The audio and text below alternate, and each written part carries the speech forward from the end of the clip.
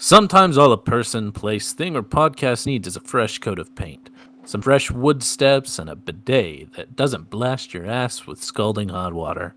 So while we may have adapted our name for the changing times, our sponsor is still going strong with the classiest shirts in town.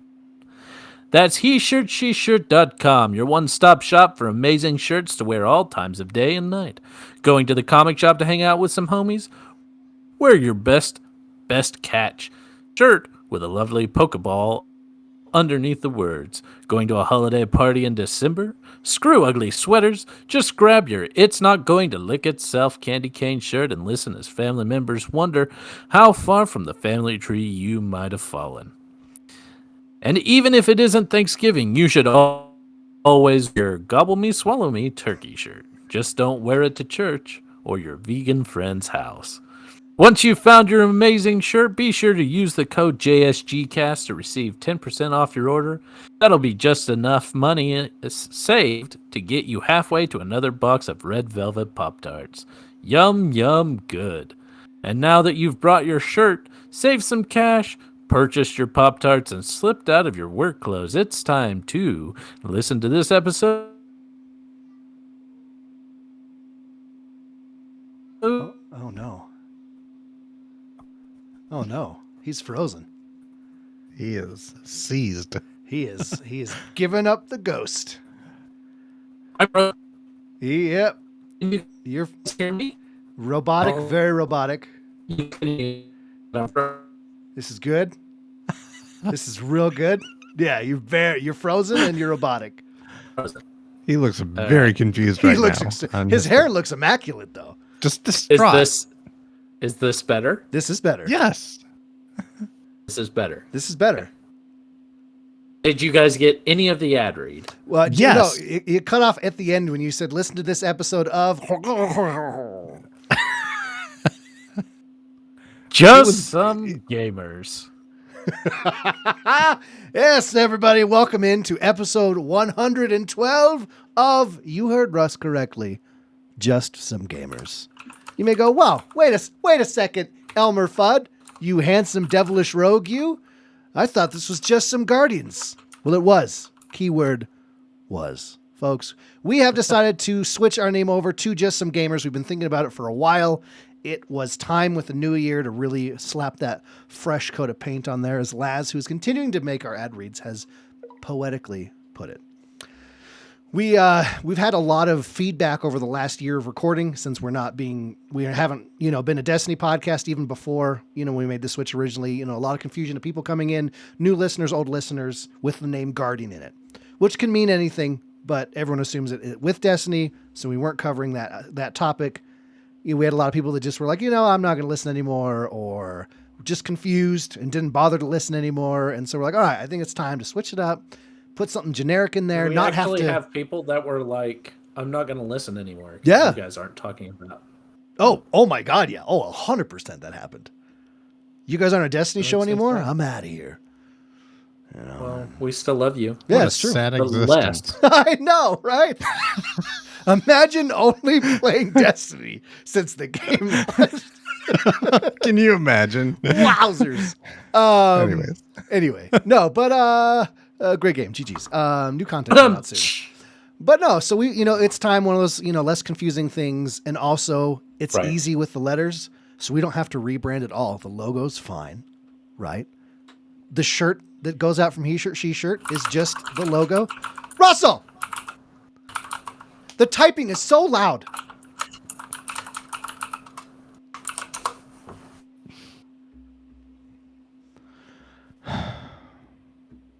Ladies and gentlemen.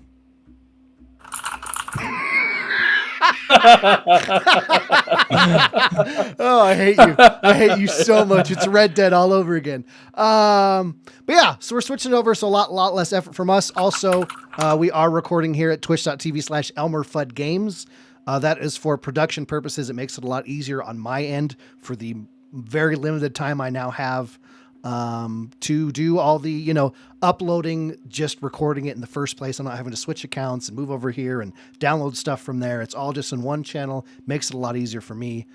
And plus, like, the community is here anyway, and it's the same people that were over in the other channel. So we're streamlining it. It's all right here. So hang out with us here. Twitch.tv/ELMMERFUDD games. Once again, we have that live chat that Russell will type insanely loud into. You know, if you're responding to him, please don't. Gator, stop egging him on. All right. But again, it is me, ladies and gentlemen, ELMMERFUDD, your host for the show. Joining me is my piece of garbage co-host, the effervescent Russell. Oh, thank you, the venerable ELMMERFUDD. You're so welcome. You're so welcome. I just love you so much. I despise your existence. For those of us who can't see the Twitch chat, I just typed in there, I'm just typing this to annoy Elmer. Your existence brings me such pain. I love you. I love you. How are you, It's been a buddy? long time. This is our first one of the new year, right? Of the new year, yes, sir. 2022. New year, new us. Yeah. I'm doing good. It's been a busy year. Yeah. Lindsay had surgery a couple of weeks ago on her neck. Oh, yeah. How's she doing? She's doing really, really good. But weirdly, Russell's still around. I mean... Pain in the neck. Anyway, all right. Yeah. Who timed me out? Who timed me out for 6 seconds? Get shit on us. That's okay. Mitchie timed me out of your chat earlier for talking about Drafty's penis. Yeah. But no, we're doing really well. Good. Other than being in crippling debt over medical bills. Yep. Sounds about right. No, we're time doing to start fine. making crystal meth and selling it out of Winnebago. You know what? I actually just recently watched that all the way through. I think I was talking. Yeah, we were talking about that the other night. Yeah. Yeah. It's a good show, and I just watched Better Call Saul too, and it's good too.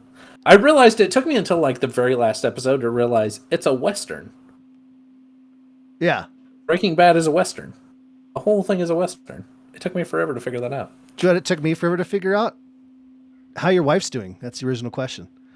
Right. She's doing really, really well. She's very irritated with her collar that she needs to wear. Oh. She's also very upset that I won't let her do anything around the house. Yeah, no, that I believe. Is it like the cone of shame that dogs get? So she won't, No. It's just like, it's like the ones that your wrists. Well, no. Okay. So she walked in earlier. Yeah. Because they very expressly, she's really bad. Like when she gets scabs and stuff like that, she'll pick them. Pick them and pick them and pick them and pick them. So now she has this huge incision on her neck that she just wants to pick. And they're like, so as we're leaving, they're like, okay, you can remove the collar sometimes, and you can take off the bandage because that'll allow it to air out and heal faster. Oh yeah. And she's like, I think I need to keep the bandage on because I have a really bad habit of picking stuff. And you should have seen the nurse. She was like, don't, like she was talking to an errant dog. Don't you do that? And she Stop was like, pooping. Yeah. Like I felt like if she had a newspaper in her hand, she would have slapped her on the nose and been like, "Don't you pick at that." So Lindsay walked in earlier today, and she goes, "Russell, help! I really want to pick at it." And I'm like, "Lindsay, do not pick at it. I'm like, play a game, do something, entertain yourself." She's like, "I'm writing letters," and I'm like, "Apparently that's not cutting it." So. But she's doing very, very well. She can move her neck. Like the first week I was like, because she was like in bed the whole time. She was in a lot of pain. I mean, they go in through the front. So she had herniated discs in her neck. Mm-hmm. And they just repaired the one because they were like, the other one's not too bad. If we just repair this one, you should be good. And so they repaired the one, but they go in through the front. So they cut like right here. And then they move all of her muscles out of the way so that they can get to the back of her where her spine is. Yeah. Oh yeah. And then they go at it that way, and so like the first few days she was like, oh hey, it's J Finger's buttholes. But yeah, so she's doing really well now. I mean, she slept for like the first week. She's doing really good now. Good. I'm glad, man. I'm glad. Yeah. Sorry, that was super long. No, you're fine. You're totally fine. And first year back, first episode back. Well, I guess that's it. Yeah, first episode back of the new year. We do have our first guest for Just Some Gamers, a previous host of the show, a man who's been on the show an insane amount of times, an incredible friend, beautiful lover. Wow. An ace pilot. A man who let me watch his wife's hands.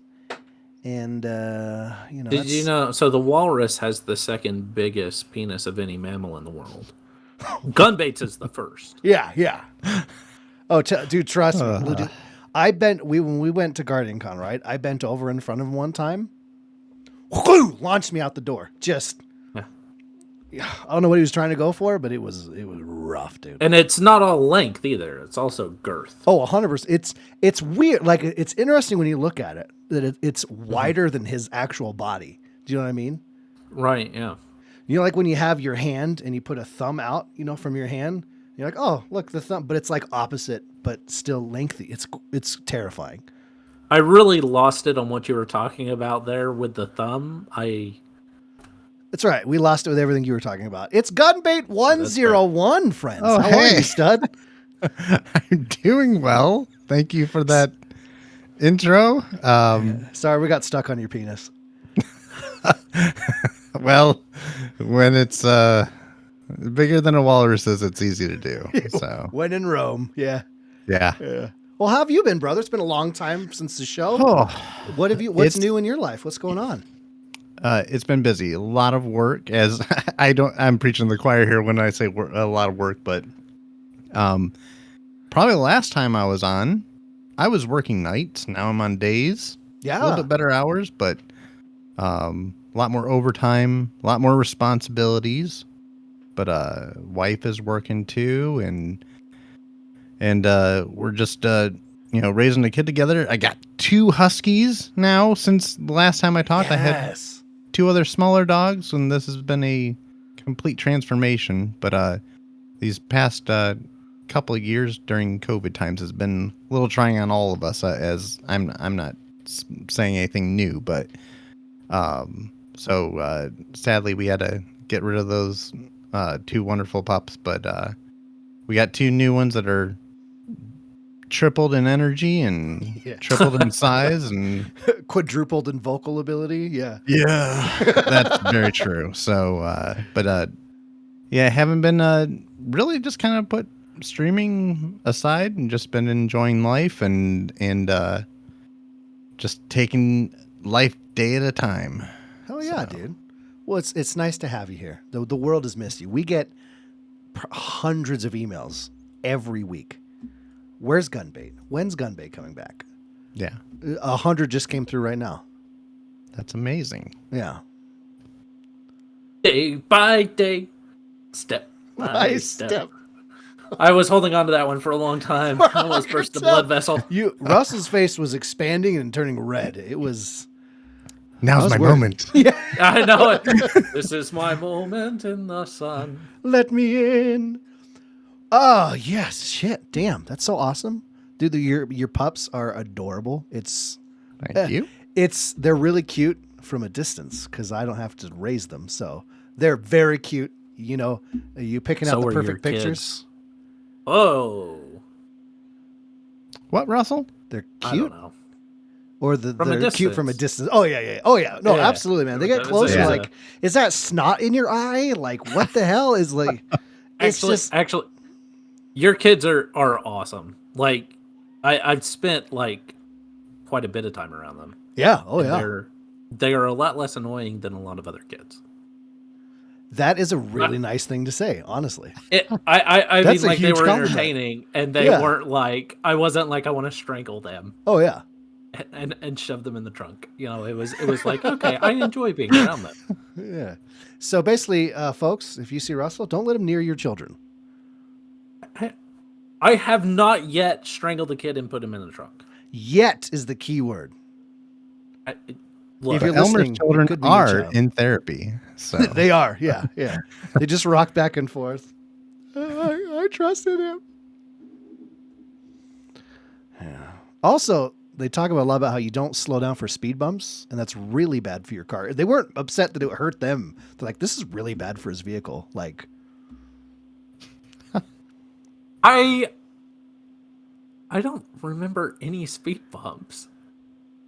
so you did kidnap my kids. I knew it. Hey, I mean, I don't know who you are. I'm just glad you're not typing right now. Thank you, Evil J, for kicking him from chat for me. But yeah, so things are going to move forward here as follows, folks. We're bringing in a we're bringing in a community question segment that'll be later. We still have our tried and true story time that we absolutely love. The soundboard is not working right now. That needs an update and everything. And as Gunbait mentioned, working a lot, preaching to the choir. I am working an insane amount right now. So short. I know a lot of places are short on workers, and the post office is having that same issue, man. It's rough out there. But yeah, so I'm very excited for what this year can bring. I'm excited for this Just Some Gamers, title throw on there. Hopefully this helps us grow a little bit more. We can expand away from Destiny, even though we already have for 2 years. So yeah, get rid of that anchor. It's official. It's official now. But so one of the reasons Gunbait is here tonight, not just because he's one of our greatest friends, right? Not because he's always there for you. Not because of his, as we aforementioned, his giant massive walrus, penis. way bigger than, like, there's a bigger than a walrus itself, and those suckers are whoa. I call it the Cleveland Hammer. I don't know why I call it the Cleveland Hammer. but they do. Yeah. It's funny as I'm from Ohio, so that's hilarious. Hey, It works. hey, It works. Perfect. So usually for a new year, our first episode, we're talking about The sound upcoming people games make of the when they year. Get the Cleveland Hammer. Ohio.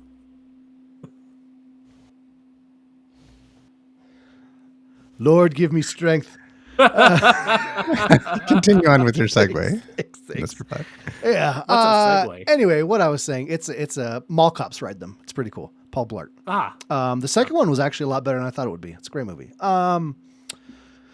But yeah, so usually we have a show where we discuss, games coming out for the next year, stuff we're really excited about.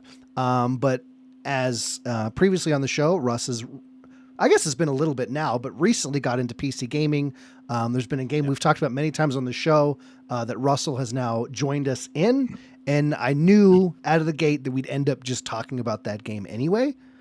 And the topic at hand would never get reached, which is A-OK. So Gunbait has been brought in also for this lovely topic, and we will be discussing Russell's joinage, his journey in so far, the updates the game has had since last time we discussed it on our Why Are You Raging episode, which is a great episode of the podcast.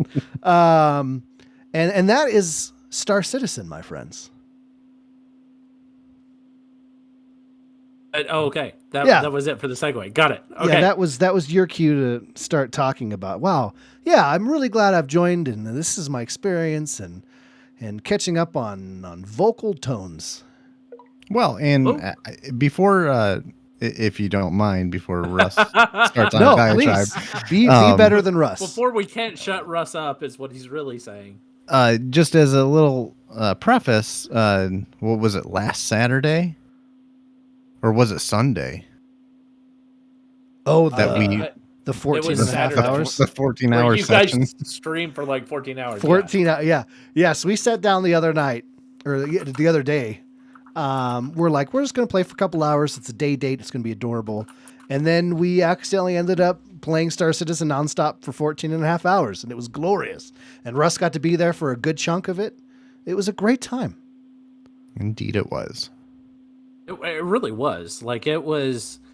It's been really fun because, I think we did this with Last Oasis. Like, it was usually like I would jump in for a little bit, and then it would end up a few hours in. Gunbait would be there, and then Elmer would jump in, and then you'd see like a whole bunch of people jumping in, and so it's been fun to also have a game like that where it's like, I'm usually in, you guys are usually in, and it's like, let's jump in together. Although I can never hardly ever get your guys' attention because I'll just spam you guys with things to be like, hey, invite me to your party. And then I wait for 30 minutes, and then you're like, oh, are you still playing? And I'm like, yes, please invite me to your party. I've been following you around in the spaceship for 30 minutes. Sorry. Or also not contributing to any of the missions and just following you guys around and picking up free money. That's occurred a couple of times too. But anyway, so yeah, sorry, I got to do something on the back end here. But I yeah, understand. so you've so like you mentioned with Last Oasis, it's been really cool that's a game we talked about a lot on the podcast. Then you're able to get into it. Star Citizen is another game we've spent a lot of time telling stories about, and now you have entered forth into it as well. So like as the new player coming in, you've had a lot to chat about what we've been playing, but like how is that being in the game, not just like playing with everyone, but like how are you enjoying it minus right today, and your thoughts and feelings so far, man? So this was a game I think I picked it up like last year because you guys had been talking about it, and so I think when I first got my PC I was like, I'm gonna download this game, and I think Fudd, you had sent me your code or something like that, your referral code, and I went ahead and I had purchased a ship and everything. But at the time, I don't think you guys were playing it. I don't know about Gunbaitin. I know, Brett, you weren't playing it.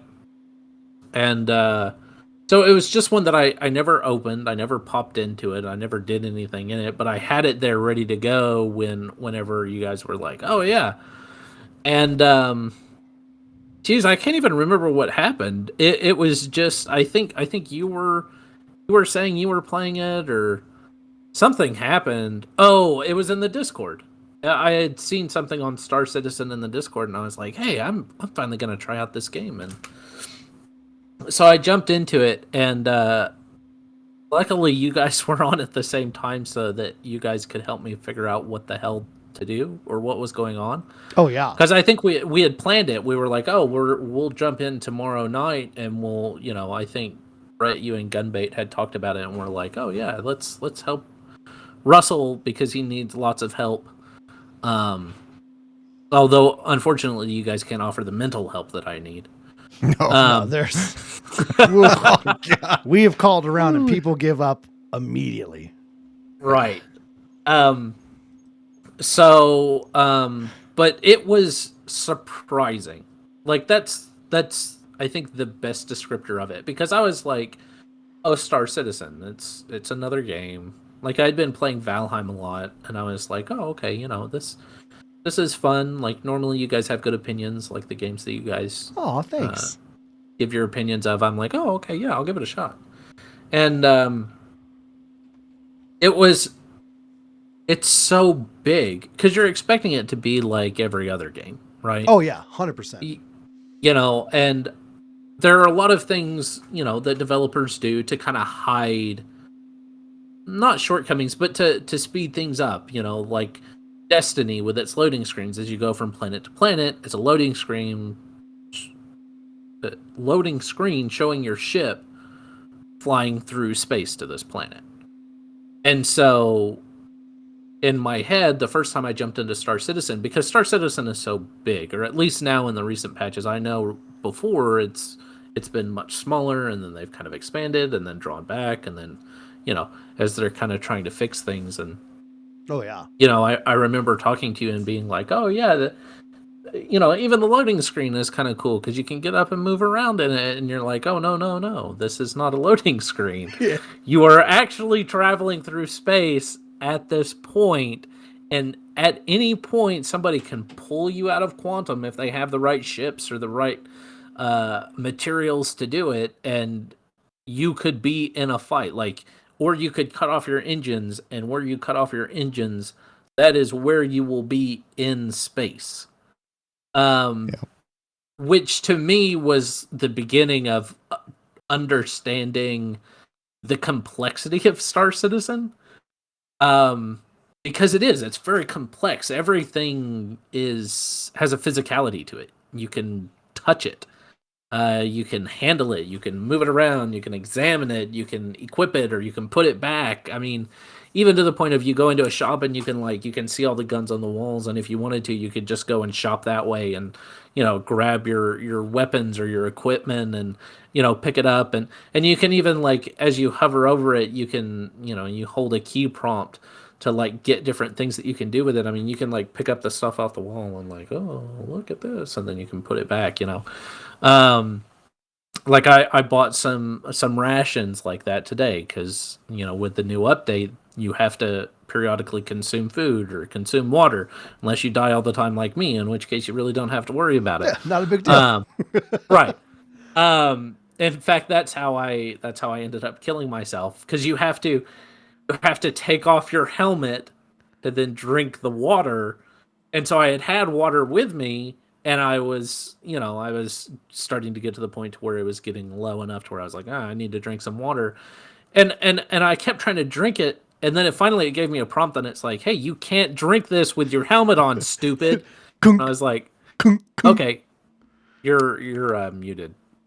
No, he's just doing a hand gesture. Yeah. Oh, okay. This is called pantomiming. It's more like this. Clip that. I'll get an animated GIF going Right now. Thank you. Appreciate you. And so I had remembered, and I walked into my ship because I remember there was this moment where we were on a planet and you guys were like, yeah, you have to take your helmet off, stupid, to eat stuff. And I'm like, you have to take your helmet off in this game before you can eat? That's so cool. And so I went into my ship, took my helmet off, drank the water, and then I proceeded to drive somewhere else, picked up a mission, landed, walked out of my ship, not realizing, because I wasn't paying attention. I was watching Elmer stream, and so I'm it's my fault now. And then all of a sudden, my guy goes, and he like falls over, and everything goes gray, and it's like, you're incapacitated. You'll die in 45 seconds. And I'm like, I forgot to put my helmet back on. There's not enough oxygen in here. And it's stuff like that. It's so complex, but fun, because it is. It feels like you're a spaceman. You don't wear your helmet in space, you die. You want to drink water, you have to take your helmet off, because of course you have to take your helmet off. You can't drink or eat stuff with your helmet on. Oh yeah.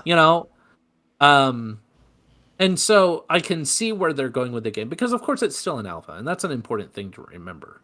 This is still an alpha, they're still developing it, they fix something and then it breaks something else. And that's important to know going into this. You are not going to get a perfect experience. No, you have to be very patient. But it's a fun experience. Yeah. And so it's beautiful in its complexity, and I'm so excited to see where it goes. And I think I'm lucky. I came in on a good patch. I think if I had come in on the current patch, I probably would have been like, screw this game with some of the issues that I've had recently. But it is, if you're patient with it, I mean, you can have so much fun, because I think you said this earlier, and I can't remember if we were streaming at the time. It's a beautiful sandbox where you can go in and you can do stuff. And like, I enjoy the first person shooter aspects. I am not a good dogfighting pilot.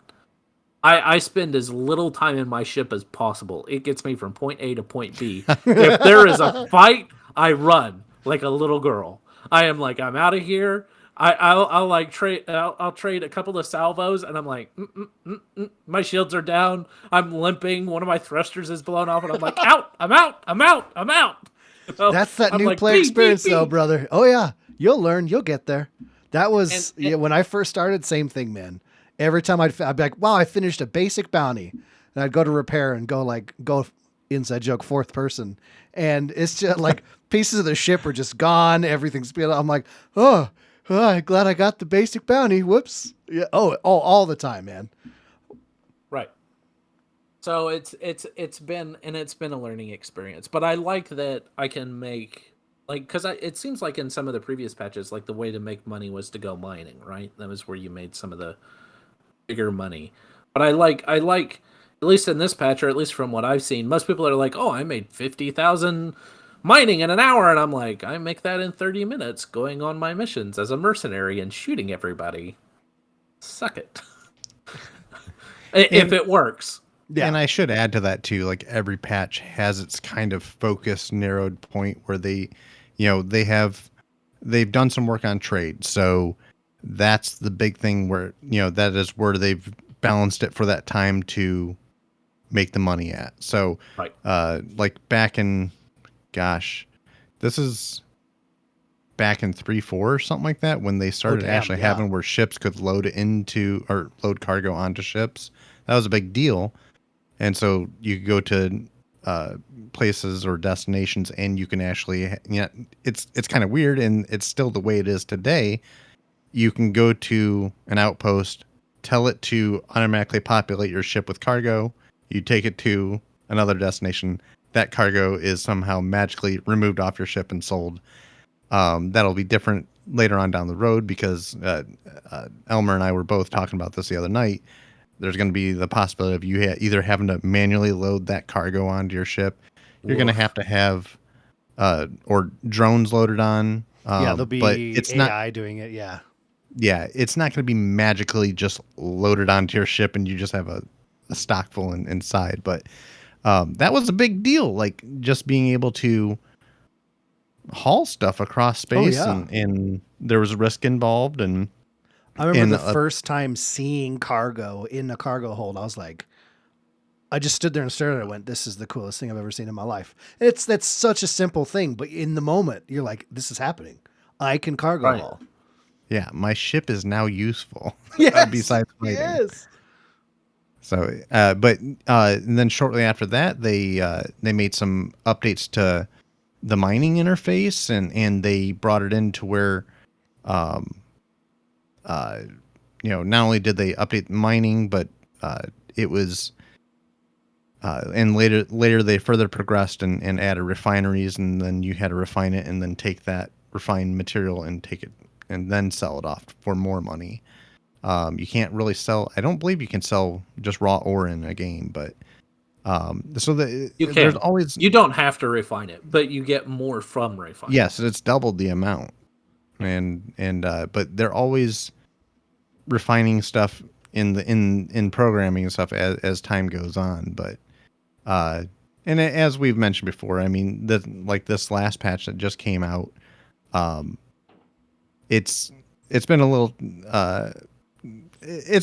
trying, just because NPC ships are a little suicidal, and that is very suicidal. They will magnetize right to you, and it's really bad. And just today I had a ship flying at me. Do you know what? In most ships actually have like a little chevron marker to indicate it's a ship, and whether it's blue or red indicates it whether it's a friendly or hostile.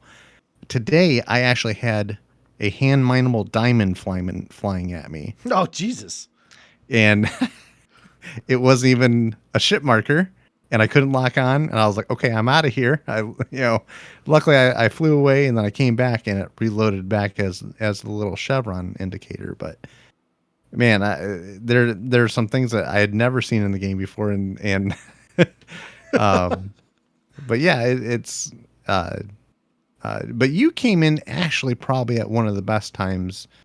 Oh, absolutely. It was over Christmas break. Basically, it was 3.16, which is hands down the best patch we've had. Like, everything was so smooth, so much new stuff. Fantastic time to join. Well, and I think a combination with that too is, I don't know if you really got much chance in the public events with Jumptown or Xenothreat, or not Xenothreat, but Ninetales Lockdown. I don't know if you had much of a chance to get into those at all, but that was actually like a big thing with the events, and I'll get to this point later if we want to move on and get back to your first time player experience, but that was kind of enlightening to me as far as what they could do in the future for development, and how they can see the player population be a little bit happier, as opposed to so cynical and down putting. But and I'll talk on that more, but I would like to hear more of like your first time player experiences and stuff like that. Yeah. So, well, just real quick, I just want to mention, it's something you'd mentioned earlier with, having to take your helmet off, something as simple as that. But I think one of the coolest things of watching you start this game is, and something you don't think of a lot, is how when you hear the phrase everything in the game is physicalized. Everything exists as its own separate piece. Like you said, you can take something off the wall in a shop, take a look at it. Your helmet's its own individual thing. The magazines on your body are all individual items. And that's stuff you don't think about until you're playing the game and you go to do something that's simple somewhere else. But it takes extra steps because it's an actual physical thing and not just a UI, indicator, And so, hearing you constantly be like, oh, wait, going into the inventory system and, oh my God, I just put new mags on and now I have empty mags and I got to drop those. This is so intricate and cool. And I found another helmet and I can switch it out on the fly or this and that. And just hearing you figure out everything that's just physicalized, and I can look at my gun and take the sight off of it and put another one on while I'm staring at it, or, switch off, pick a gun off the ground, loot, certain stuff off this guy, loot off this box, loot off this. It's been super fun, man. Well, and that's so my first experience. So I load up the game and I get in there and I'm on Lorville, which is a major hub within the Stanton system, which is the system that Star Citizen takes place in currently. Right? Yeah. So it's the only system available at the moment, with the plan to expand to other systems, discoverable systems, really cool stuff. So I spawned into Lorville. It's a major hub on this planet that is, I believe it's the one that's entirely, like, the whole planet is a city, right? That's our core. Lorville is on Hurston, which is Hurston. Yeah. Okay. But it's kind of very, like, you load into the game and each place, like, because you go to, like, especially like the capitals on these planets, they feel different. Yeah. Like you go to Lorville and it's very gothic. It reminds me a lot of the city in Blade Runner. Yes. Yeah, very industrial. Lots of black, shiny blacks, onyxes and golds and these large onyx statues of these kind of foreboding figures. And, it's all very cool, very complicated. I woke up in a habitat, an apartment, if you will, furnished with a bed and a table and everything like that. And you then, so I Gunbait and Elmer are, 30 million kilometers away in another planetary system. Gunbait, and they're like, okay, you just gotten, was it the H2 or the A2?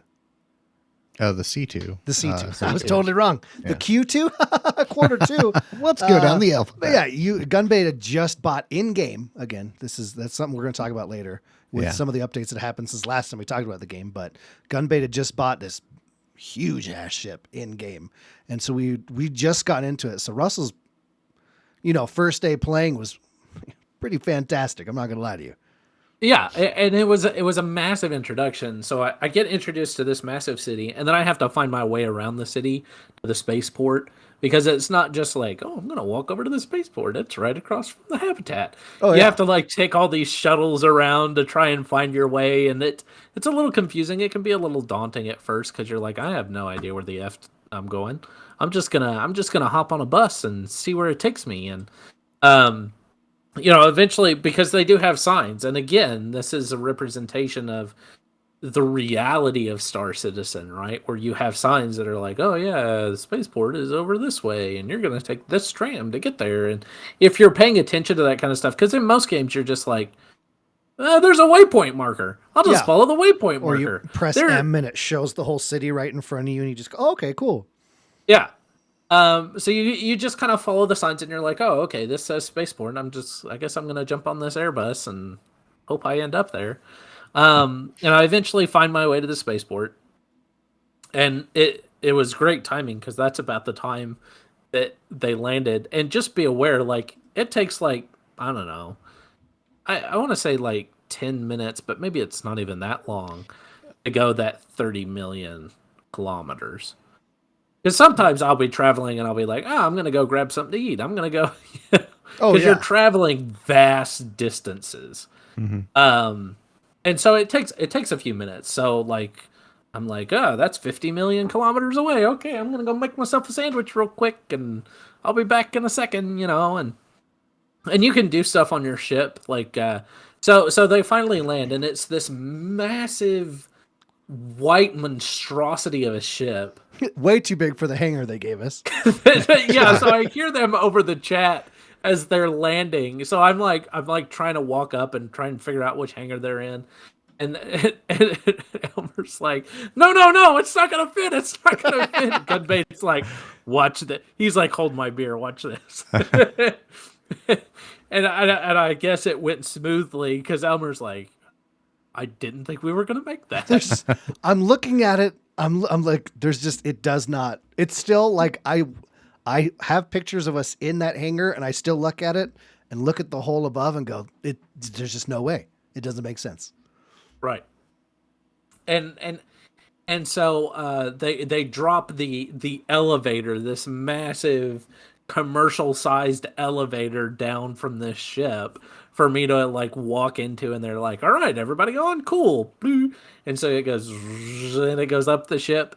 And then so Gunbait's like, all right, we're gonna take off, and immediately he takes off, and I get slammed to the deck of the ship, because gravity is a force in this place, and so I get slammed to the deck of the ship. So I'm lying on the ground. I just almost ripped the headphones right off my head. I saw that. Yeah, your chair almost broke. So I'm lying on my back, staring at the ceiling. In game, like this, how cool is this? That as you're taking off, if you're not in a seat, you will get slammed to the deck of the ship. You don't take damage, but you're just like, I can't move. And it's funny every single time. If you watch it happen, or if it happens to you, if you're walking forwards, you'll fly in your face. If you're looking somewhere, you'll fall backwards. It's the animation's hilarious. You watch your feet flop in the air. The sound it makes is amazing. And if it happens and you don't verbally go as it happens, I don't want to play with you. Right. And so then finally, so we take off, and as we're going out, I'm looking outside the port, because you can also go into third person. So they're showing me how to like go into third person. Fourth person, so I can look at my character. I can also, if I'm sitting in a seat of the ship, I can go and look at the ship as a whole. And so then we go into orbit, and I'm looking down at this planet that we have just taken off from, and all the little lights that indicate cities and the environment around it, and just in awe and wonder. And then we go into quantum, and the stars stretch around the ship, and you get the weird, cool Aurora Boreas lines. And now finally I can stand up, because they finally taught me the command to stand up from being laying on the floor and being stuck there for a very long time. So comfy. Because Gunbait's favorite thing is to see how long he can keep you in a supine position. That's while he's in flying. real life and also in game, but yes. Right. Very true. I can confirm.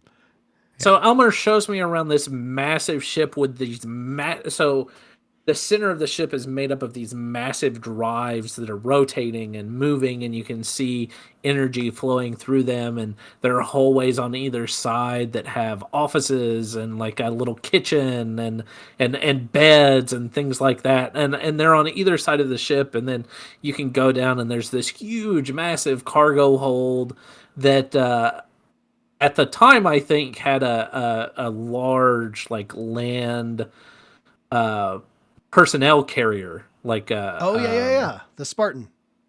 Yeah, like this huge it's not a Humvee, but it's like a bigger tank. It's almost like a tank personnel transporter kind of thing. And there also happens to be another ship inside of this ship that belonged to Elmer called the Aurora, and they're kind of showing me around. Too. Oh, okay. I was kind of being a show off that day. Yeah. And look at all this money I have. I encountered one of my first bugs because I'm walking through this empty hangar, and they're like, "You don't see this?" And I'm like, "No, are you guys like, are you punking me? Like, is there something here?" And they're like, "Okay, step to the side. Don't stand in the middle like that," because I'm just like standing in the middle, like, "Oh, what's going on, guys?"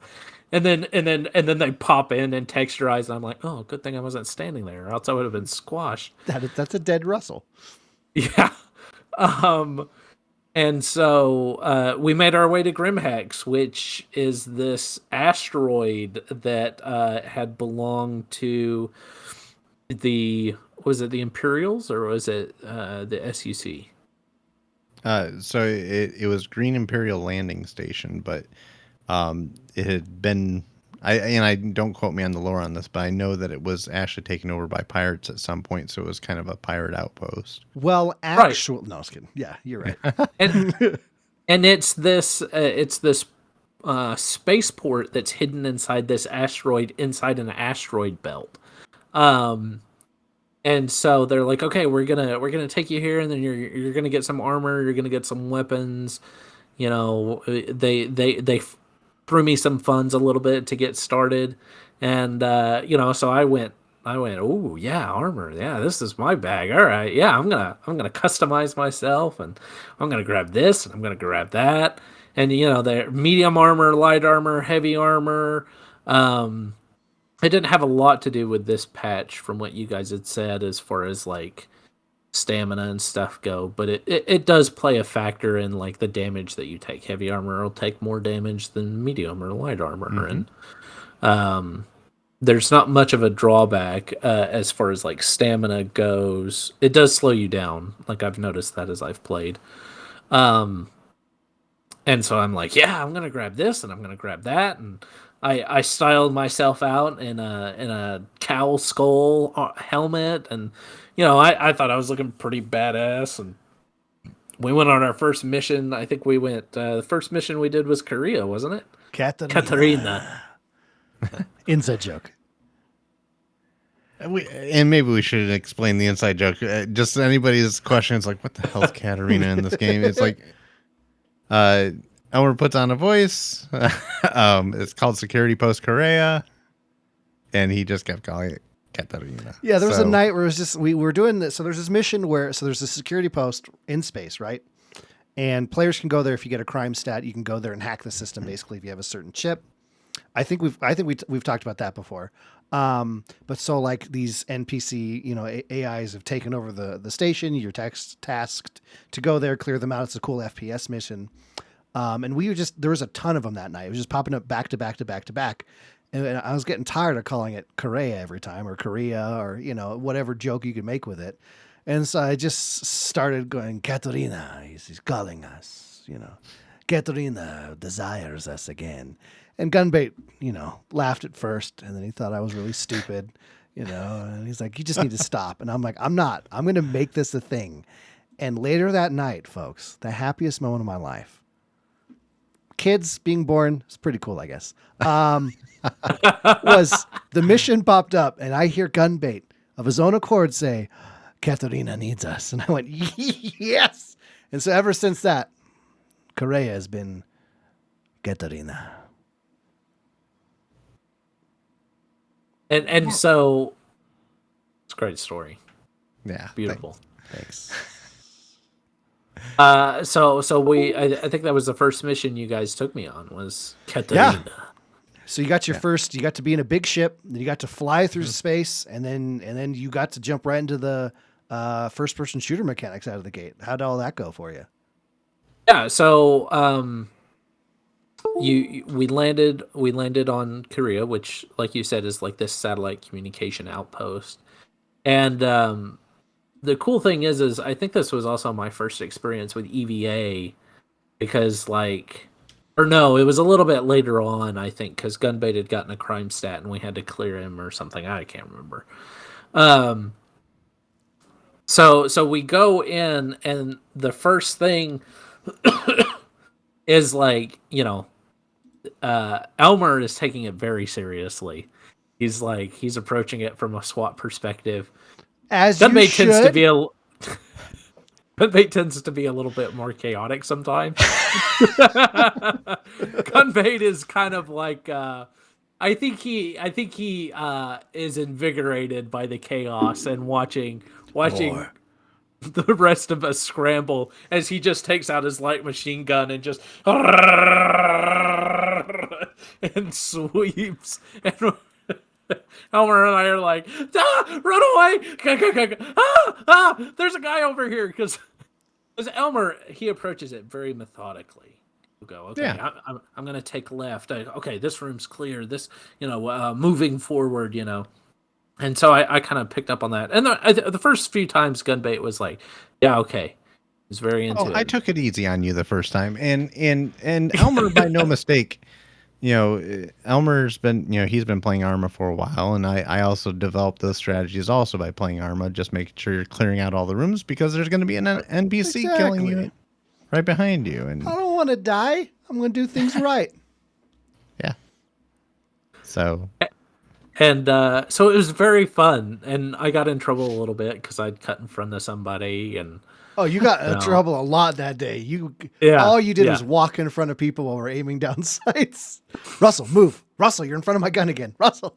But I started to pick up on it because it's very like it's a the lot way to Star learn. Citizen approaches and the way it approaches FPS, like it doesn't really take a lot of shots for you to go down.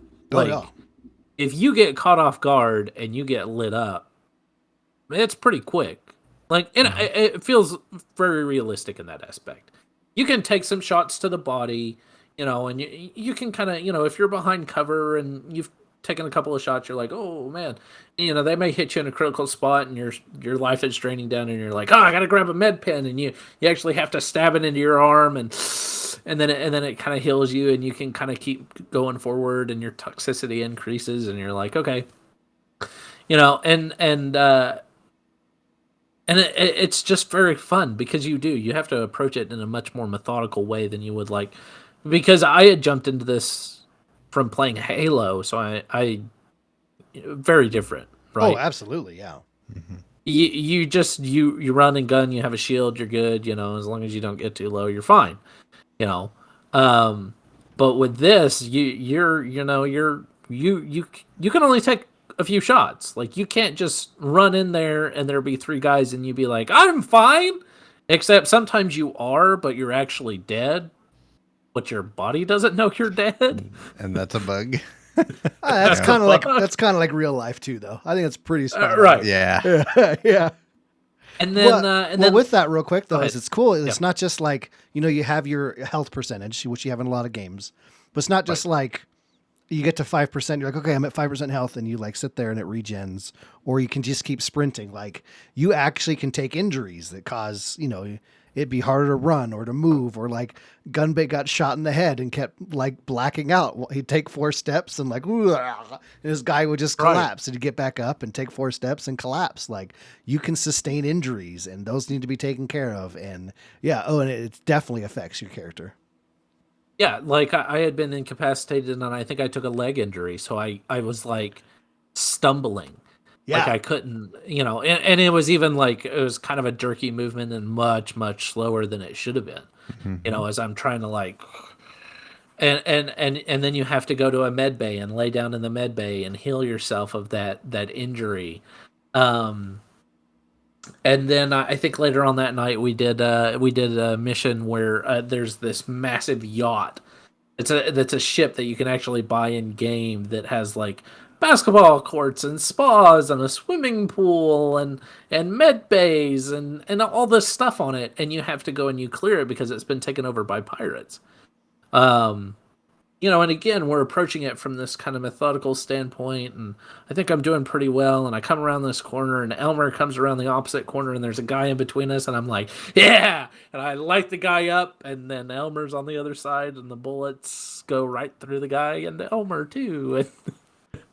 And so you're like, it didn't feel good. Yeah. It didn't feel good. But it's just all stuff you got to learn, And like you said, you did, honestly, you picked up on a lot. Like, there's stuff... when you play a game for a certain amount of time, like, it just becomes second nature. You don't think about it. So when you come into it as a new player, for first and foremost, like, there's a lot in that game. It's, the flying system is very intricate. The missions you can have in that are very intricate. The first person shooter stuff, everything is very daunting, and you're getting it all at once, And I think you definitely picked up on stuff very quickly.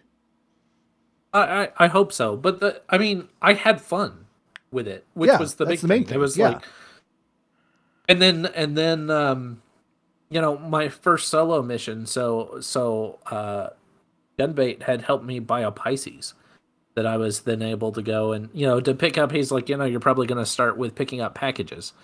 And so I was like, all right, I'm going to do some package missions. And I was like, 8,000 creds. Whoa, that's so much. I found out later that's not a lot.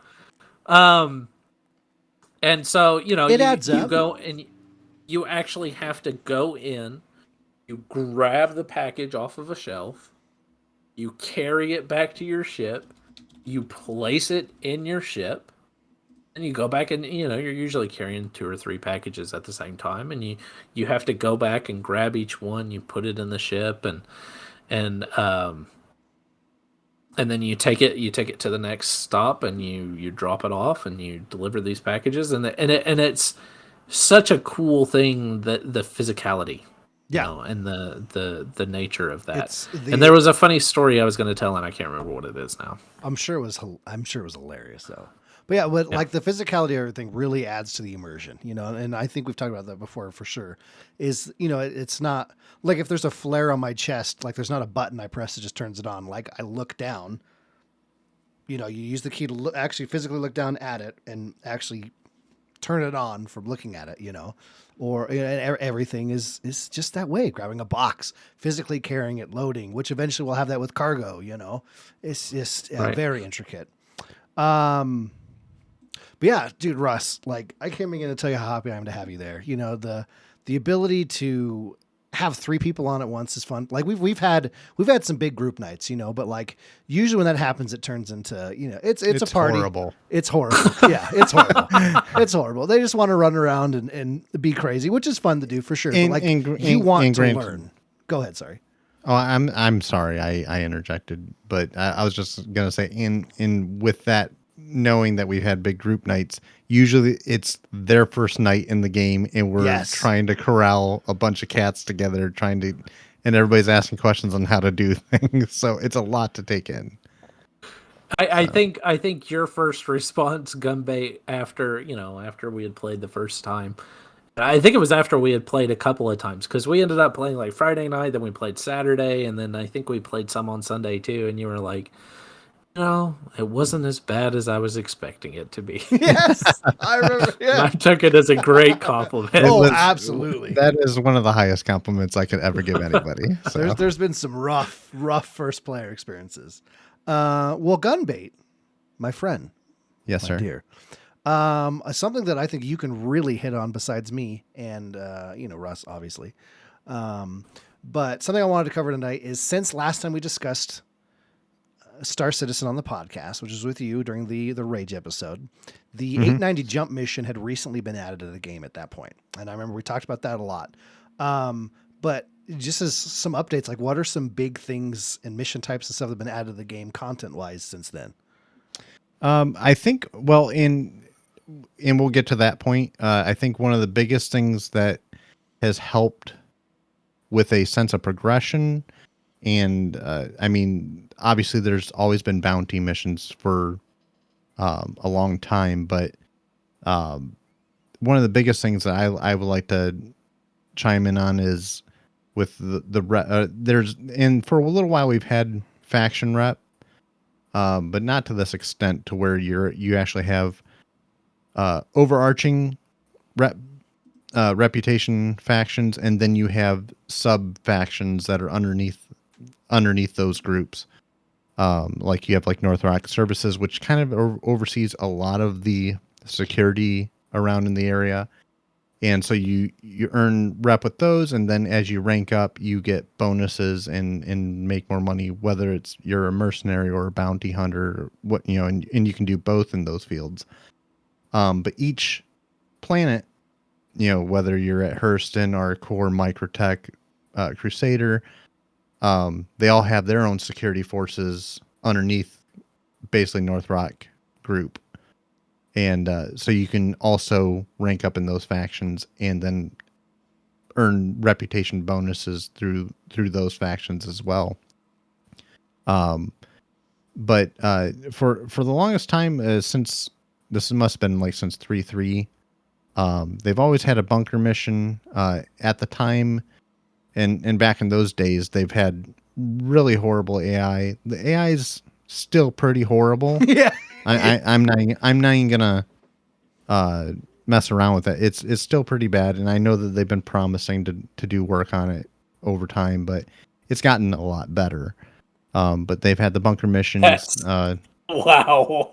It was bad. It was really bad, Russ. Yeah, if you think it's bad now, I mean, you know, I use this phrase a lot, but it looked like what was the White Stripes song where every time they hit the beat of the drum, they keep duplicating and Oh moving yeah, on down. yeah. I was like, I mean, there's times where it looked like a White Stripes video, but anyways,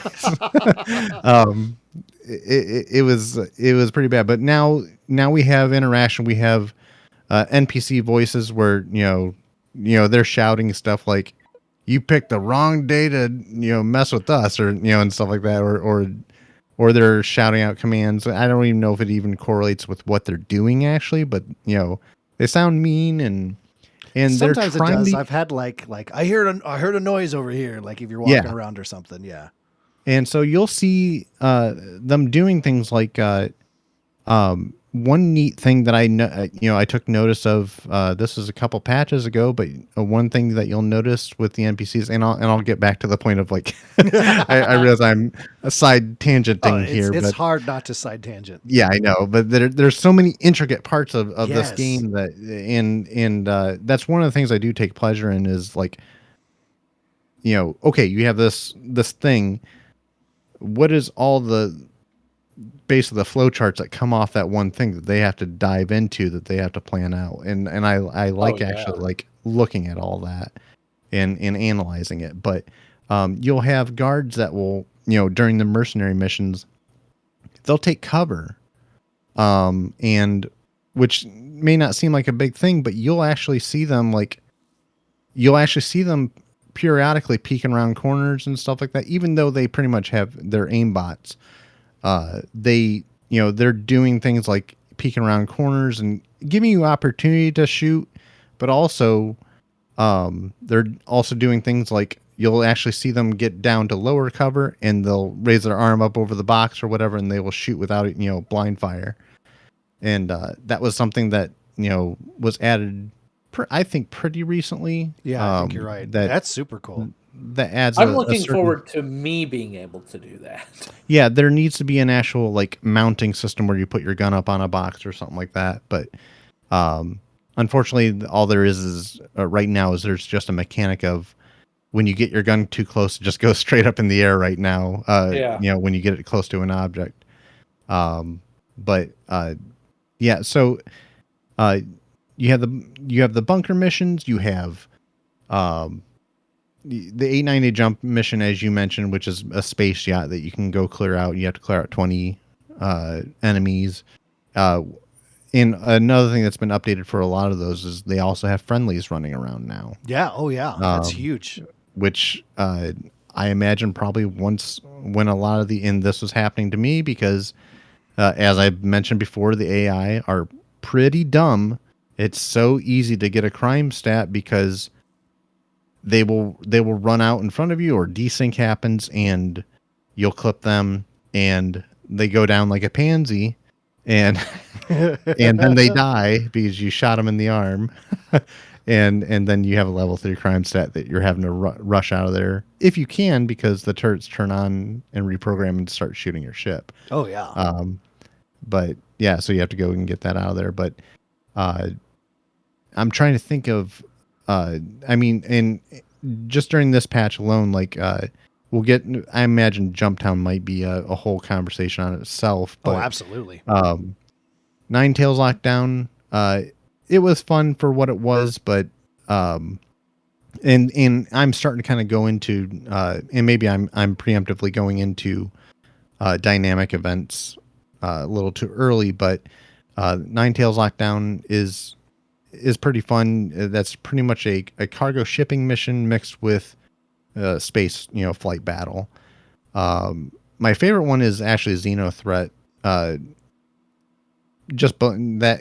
just comes just under Jumptown because Jumptown is its own little special thing. Oh, absolutely. Yeah, Jumptown's the kind of thing, and we'll get into that momentarily. Yeah. But yeah, that's the community makes their fun there, and it's so Yes. good. And we have a lot of stories for that. Yeah, and so with Xenothreat though, that's what's cool about that is you get a mixture of space flight combined with FPS tactics, to where you actually have to go to these Starfarer Gemini ships that are broken up. They've been destroyed. They've been destroyed by this Xenothreat group or whatever, and you have to go in, clear out these Starfarer, and this is just one aspect of this mission, but you have to go inside these broken up Starfarers that are just floating space junk at this point. You have to clear them out. There's no indicator to how many enemies are in the ships. They could be hiding in corners and all that. And then after you've cleared it out and you've opened up the ship to where other ships can line up, you have to start loading out specific cargo and that cargo has specific types of requirements of how you should travel with it, or time requirements of how fast you should, get it back, or how much damage you should put on that item, because it might be sensitive to banging around, and so you got to be really, really careful with it. Otherwise, it'll self-destruct inside your own ship. Which is, I'm assuming, not a good thing. No, it's not.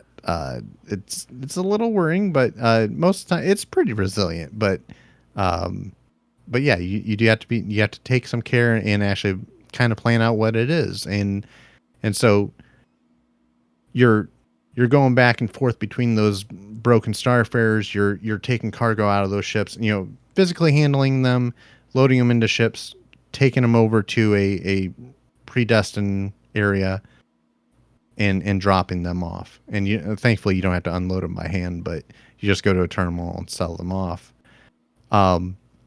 So they have that aspect of it, of Xenothreat. Then they get into, also, because you're carrying all this cargo, you are essentially loading all this cargo onto a Javelin or a capital ship.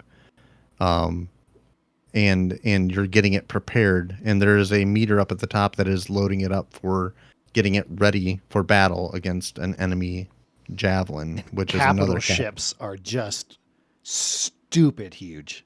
Yeah. It's seeing it in game is just like, I can't. And again, with an earlier conversation, just for fun, like everything's physicalized, like we talked about. There's no portion of that ship that's just filler. Like every part of that ship you can go into, walk around in there, look at everything. Everything exists as its own thing. Intimidatingly huge. Yeah. Like Gunbaitin is. God. The Not Cleveland Hammer.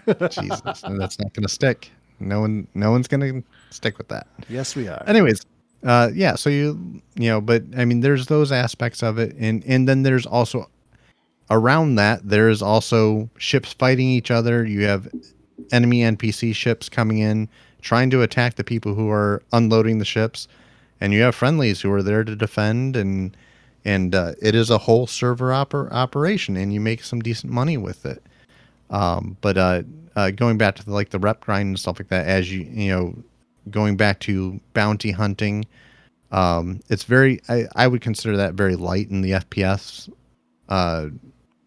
Especially if you're going after NPCs.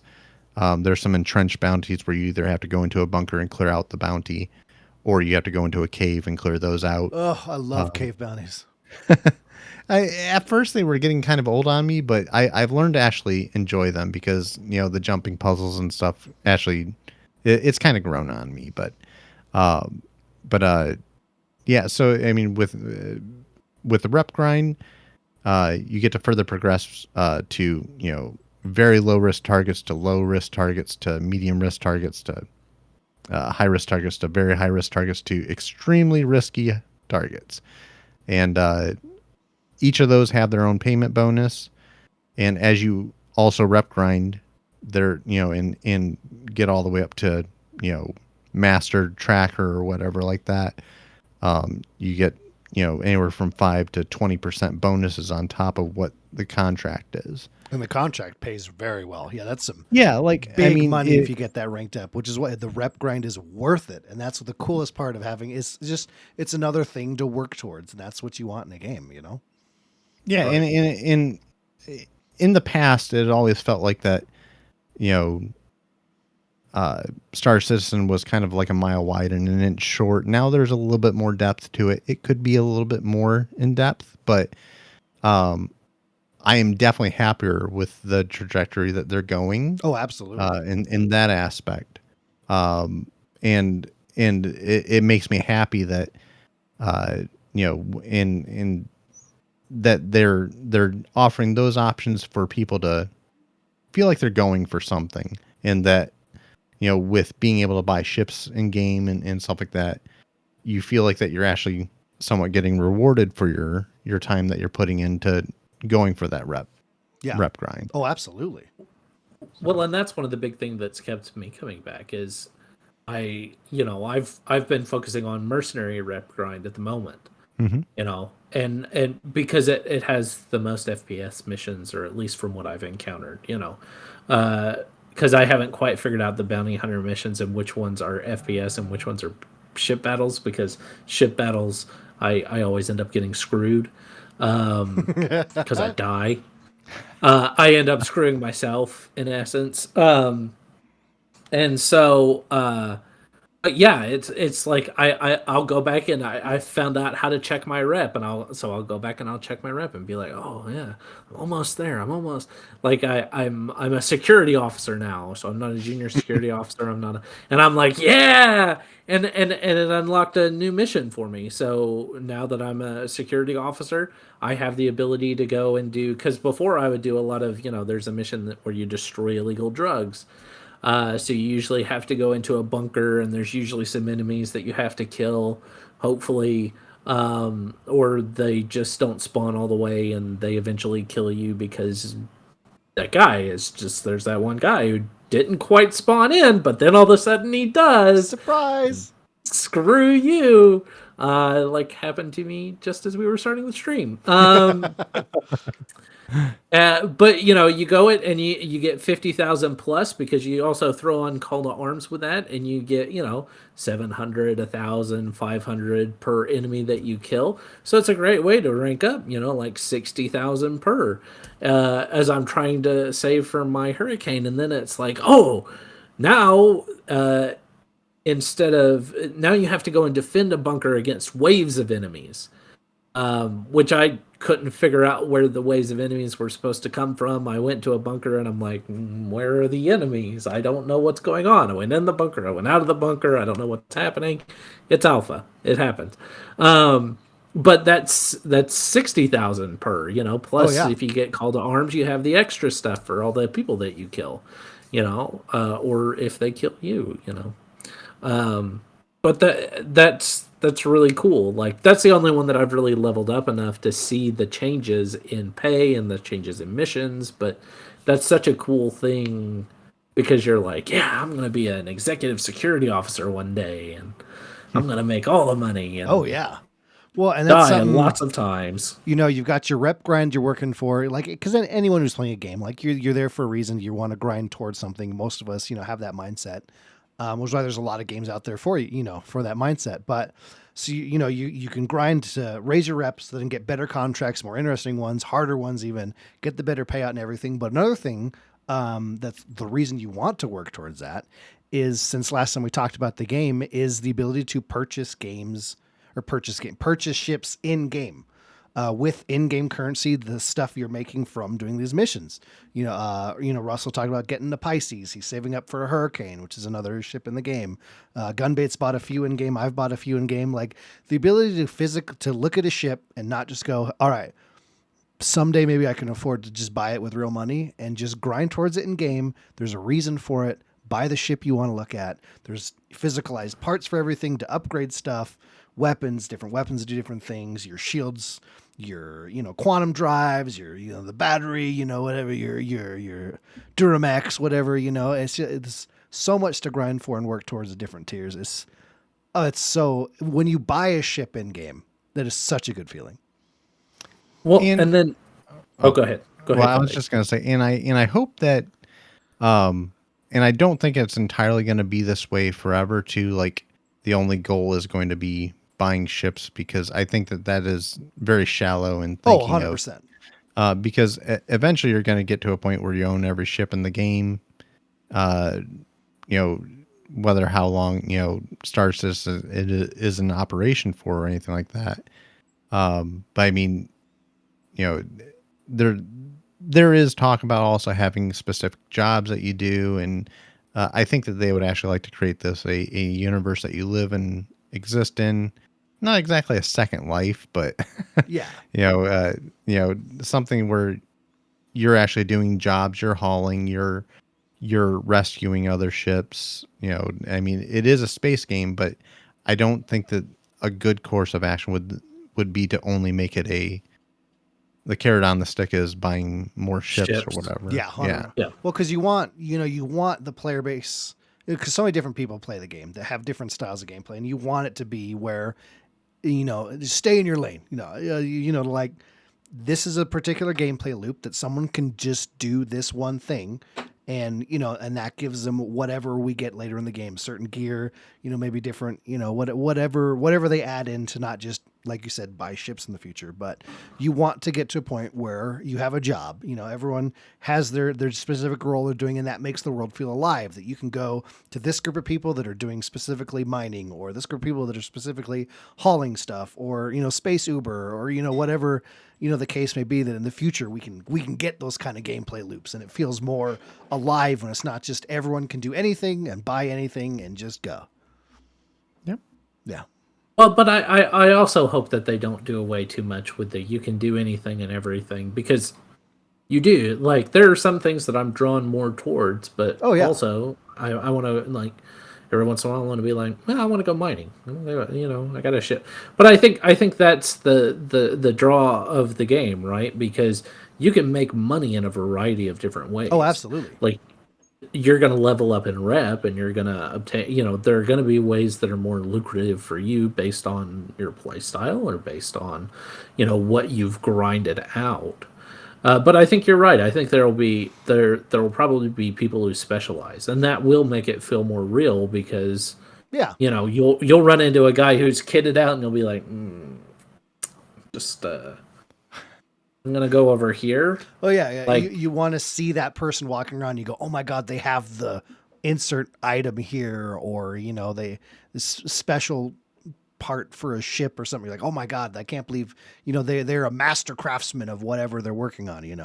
Yeah. It's definitely fun to be able to do everything, but you want it to be not where you can't do everything for sure. But what's the word I'm looking for? More like where you can specialize. Specialize, yeah, yeah. Where you get more rewarded for sticking with a certain thing. Than like, that was fun for a day, and I'm going to go bounty hunt for a day, and then I'm getting all the best missions, which is fun. I love doing that right now because that's what the experience is. But yeah, I'd love to eventually like different rewards for really grinding your nose in one particular gameplay loop. Yeah, and I would like to see things come down the road where it's like they have medical, you can have an org that is like dedicated to medical services. Oh, yeah. So they are, Oh, sure. They can put out contracts, and it goes out to the Moby glasses, and you can look up at your contract manager. It's like, that's the group that they have a high, this org has an established contract rating. I'd actually like to see where you actually have like contract brokerages of establishing security forces, and people can just put up their bulletins up and oh, it's sure. like, Like somebody's. Go ahead. Sorry. Oh, I was just going to say, like, I'm going mining today. Right. My org only does mining. We don't do PvP or anything like that. I need somebody to protect me while I'm mining. And, they can put either a contract out, or they can look up a listing and see, oh, this small group of players here, they offer security contracts. I can hire them for a set fee, or they can publish their own fee. I don't care. But oh yeah, it obviously, the logistics with that is it would have to be profitable for them, but also allow the miners and the either that or traders to make a profit too, and make it worthwhile for everybody's time. I think we've kind of started to see that. I mean, a little bit, and I don't know how far they'll go down this road, but like you said, like medical beacons, right? Like, there'll be people, I see them all the time, where people will put up a medical beacon and be like, hey, come and heal me, and you get 15,000. I'm going to pay you 15,000 to come and heal me real quick so I can get back to doing what I'm doing. You know, I mean that's really cool. So like I mean I guess you wouldn't, but it's like, hey, I'm going mining. I'm gonna put out a contract for 15,000 to come in and guard me for a set number of time or something like that. I mean, you already get put in prison for a set number of hours if you get killed with a crime stat, right? Oh yeah, I for mean, sure.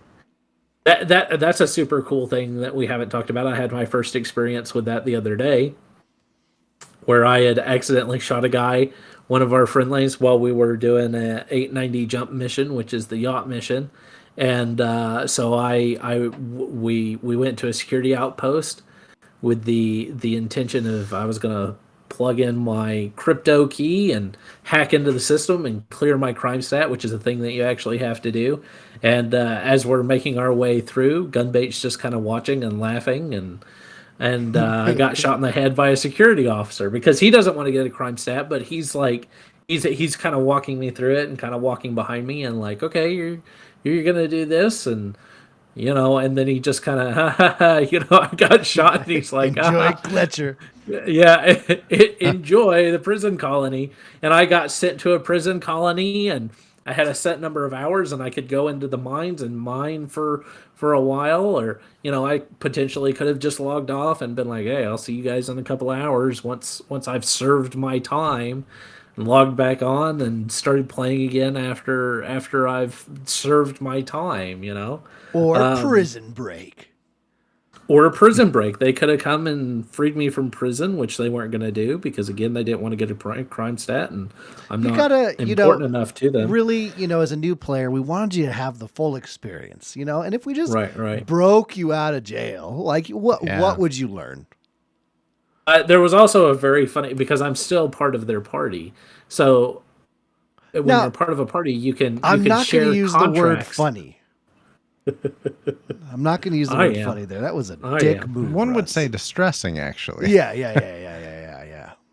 One would say counterproductive to forming lasting bonds of friendship.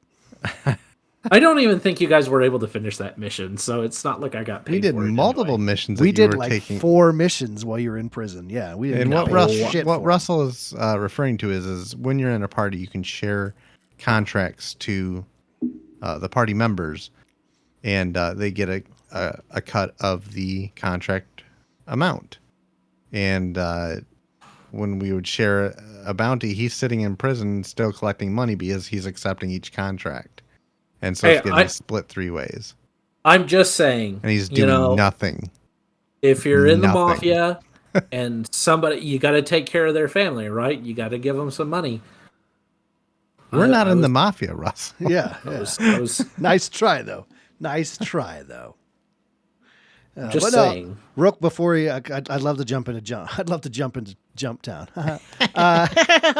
But it's something you were mentioning earlier, with being able to create player based content, basically setting out contracts, whatever. I would love to have it where if you specialize as a gunner or as an engineer for a ship, where you can log in, open up a board, where you got different orgs that have these big capital ships or players that have them, and they don't want to have AIs working the ships because the AI are not great all the time. But you can sign up as a player to like get paid a certain fee, or you have a certain fee, where you jump on this other ship and now you're a gunner for them and working this one thing. And then you have, you go to the bar and there's players that are like, oh yeah, I've served on the Ulysses S. Grant and the Conan O'Brien and the Reese's Peanut Butter Cup, Yeah, it'd just be really cool. The more stuff the game can give us and that leads us perfectly into Jump Town, actually. The more the game can give us where the players are what really drives the experience, I think really will flesh out the game a lot. Well, and I believe you guys have already, you guys have kind of done some of this. You guys have told me some stories. Like I know Gunbait, some of the ways he makes money is by going to planets and finding miners and holding them hostage. Yeah. They pay him money. I mean, it's a thing that is outside of the typical, like it's not a contract you can pick up. It's not a game driven thing, but Gunbait's like, oh, I've got this idea. I'm going to go and, sit on top of somebody's ship and say, if you don't pay me, I'm going to blow up your ship.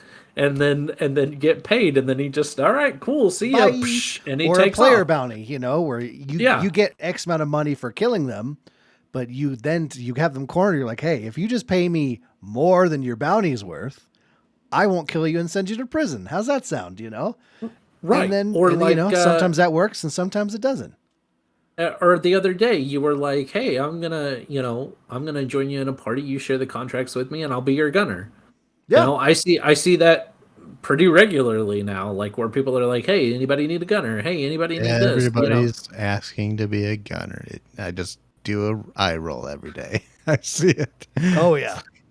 It's like, Well, learn how that's to fly, 'cause- people. But I'd love to see it, on the, eventually we'll have it where it's, a much larger ship scale, where you actually need Right. 15 people to register to be, to sign on to be your gunners for whatever big extensive mission you're doing, or people who are actually engineers and all that stuff, really cool. But something with pushing the player experience is, we did have Jumptown 2.0 recently. Was that last month, right? Yeah. So we've talked about the original Jumptown event, or not Jumptown event, I guess, the Jumptown community created event, basically. Previously, it was this drug lab that existed, right? There was no marker for it. You had to know, where to go, how to line up, how to figure out where it would be, and free fly in there. And it was just like you made a lot of money by just going in there, buying these drugs and going to certain places and selling them off. The community discovered this was a thing. It was a great way to make money, and this awesome experience formed out of it, between, huge PvP thing, orgs, deciding to be the good guys and making this big security blockade around it. And, or people, the opposite, where you make a blockade and people have to pay to land to go in there and whatnot. And it became such this huge event in game, that it's actually now officially part of the lore of Star Citizen is the Jumptown Wars. And then there's this awesome YouTube series. It's, I can't remember who did it. Astropub? Astropub did, to cover, the actual story of it. And we got to be a part of it. It was super cool, and that was all player driven. It was just a place that existed that you could do stuff with, and the community created that. And so what CIG decided to do is try to recreate that in a way.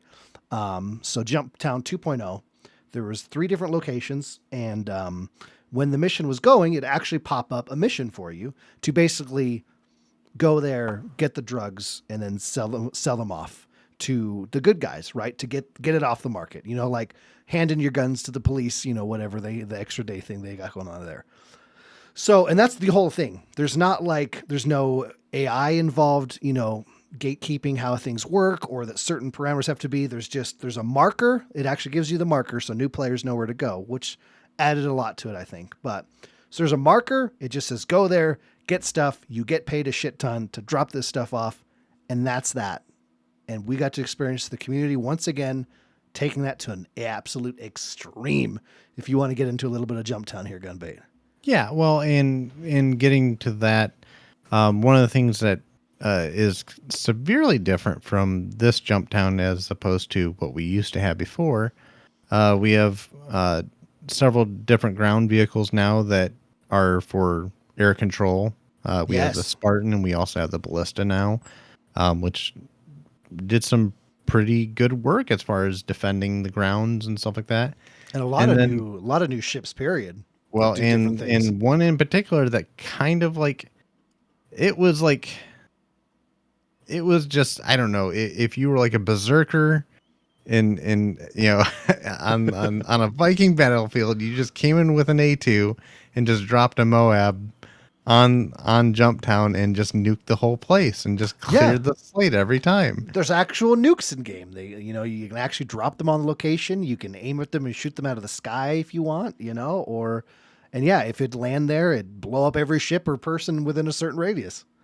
Yep. And so Clean they slate. have the nukes. So I mean, that's a whole bunch, and obviously all while this is all going on, you have a comm relay or a comm array that is basically, if you're doing illegal stuff like killing other players, your crime stat's going to go up. You're eventually going to get a bounty, and then you have other incentive for people to come down and hunt you or hunt those players.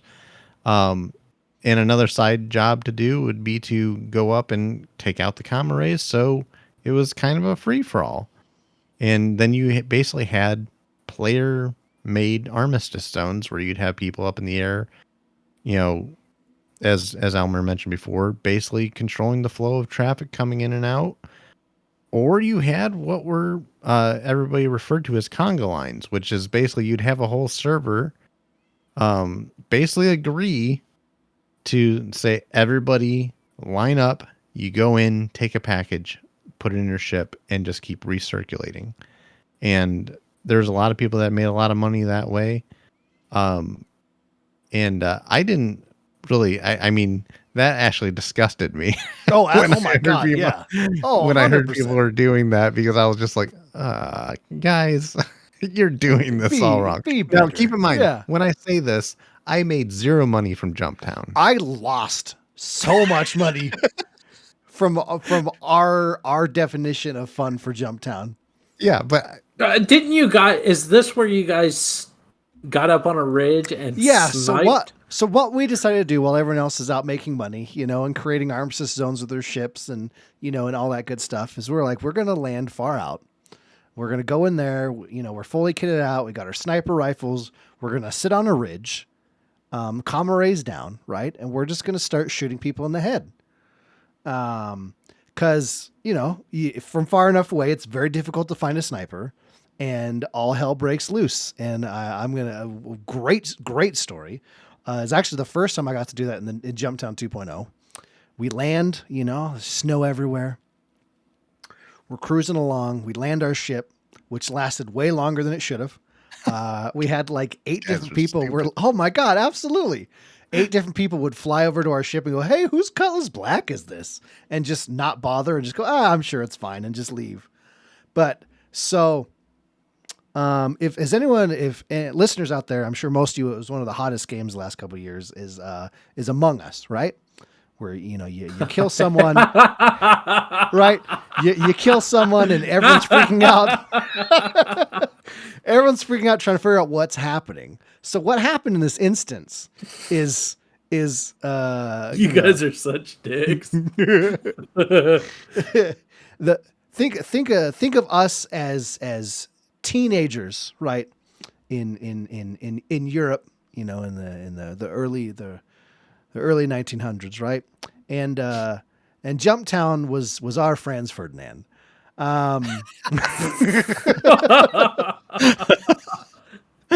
All hell broke loose. So we get ourselves set up, and we snipe a guy. I think we sniped like 2 guys. And that's when the alert went out in chat in the server. Snipers at Jumptown. And that sentence hit and the whole mood of the server changed immediately. People were being pretty cool. Hey, I'm going to fly down to Jumptown. I'm friendly coming in. You'd land. Everything was great. You had a few people that had more friends with ships that were kind of defending and floating around. But the second we sniped some people, snipers at Jumptown, everyone turned on each other so fucking fast. Chat was filled with, "Who is it? Can you find them? I'm searching. I can't find them." Or they'd see someone in Jumptown that happened to have a sniper rifle on their back. "It's got to be him." And so they'd blast them down without us doing any effort. It turned into someone else freaking out, going, "Everyone must be bad," and then blowing up every ship that was on the ground. So then you had a bunch of people who just had their ships blown up on the ground, freaking out, turning on each other. We had like Gunbait just mentioned, the bomber come in, drop a nuke, which cleared the whole slate. We were just out of range. I think during this endeavor, we watched like 5 nukes go off, which were beautiful and intimidating and very terrifying. Just complete reset of Jumptown over and over and over from just our couple sniper shots. We basically sat back and just enjoyed the show. Someone came by and dropped off actual tanks to drive around, try to find us. Someone else came in and thought the tanks were actually the bad guys and then blew up the tanks. So where the tank guys got mad and came in ships, and there's people dog fighting, blowing each other up, shooting each other on the ground. You hear gunfire coming out from inside Jumptown. Just because no one trusts each other because of our couple sniper shots. And it was like we sat there for like 3 hours just watching hell break loose after we fired maybe 2-3 shots. Yeah, and every once in a while we took a pot shot, put someone down, and because we're getting bored or whatever. But I mean, it was just hilarious just to watch all the explosions happen around us, and just from very little effort. And I come from the mindset when I do stuff like that, or if I have somebody like Elmer with me or something like that, is a lot of people, and the word griefer gets thrown around a whole bunch. Oh yeah. I play the part of, you guys think that this is easy to get. I'm here to stop you from getting these drugs. And you guys got to work today. Yeah. It's not easy money today. Yeah. And it's like, if you don't want to deal with this, go to a different server. But otherwise, I am doing all of the game mechanics. I'm not pad ramming. I am using a gun at a long distance, which actually takes some skill. And, sorry if you just don't like it because I just pissed in your Cheerios today. So yeah, there was a couple very salty people we had some fun conversations with, but yeah, just watching, it was a player driven experience. There was just a marker on the map that said, go here, you can make money. And we created all of that chaos out of it. And then the other servers were conga lines, like you said, so many different things happening. Eventually we got bored and I think you actually barely were in range of a nuke. Yeah. And it got you. And so I got bored and I actually ran inside and found a couple stragglers, like moving boxes of drugs, waiting for a friend to show up with a ship, blasted them down.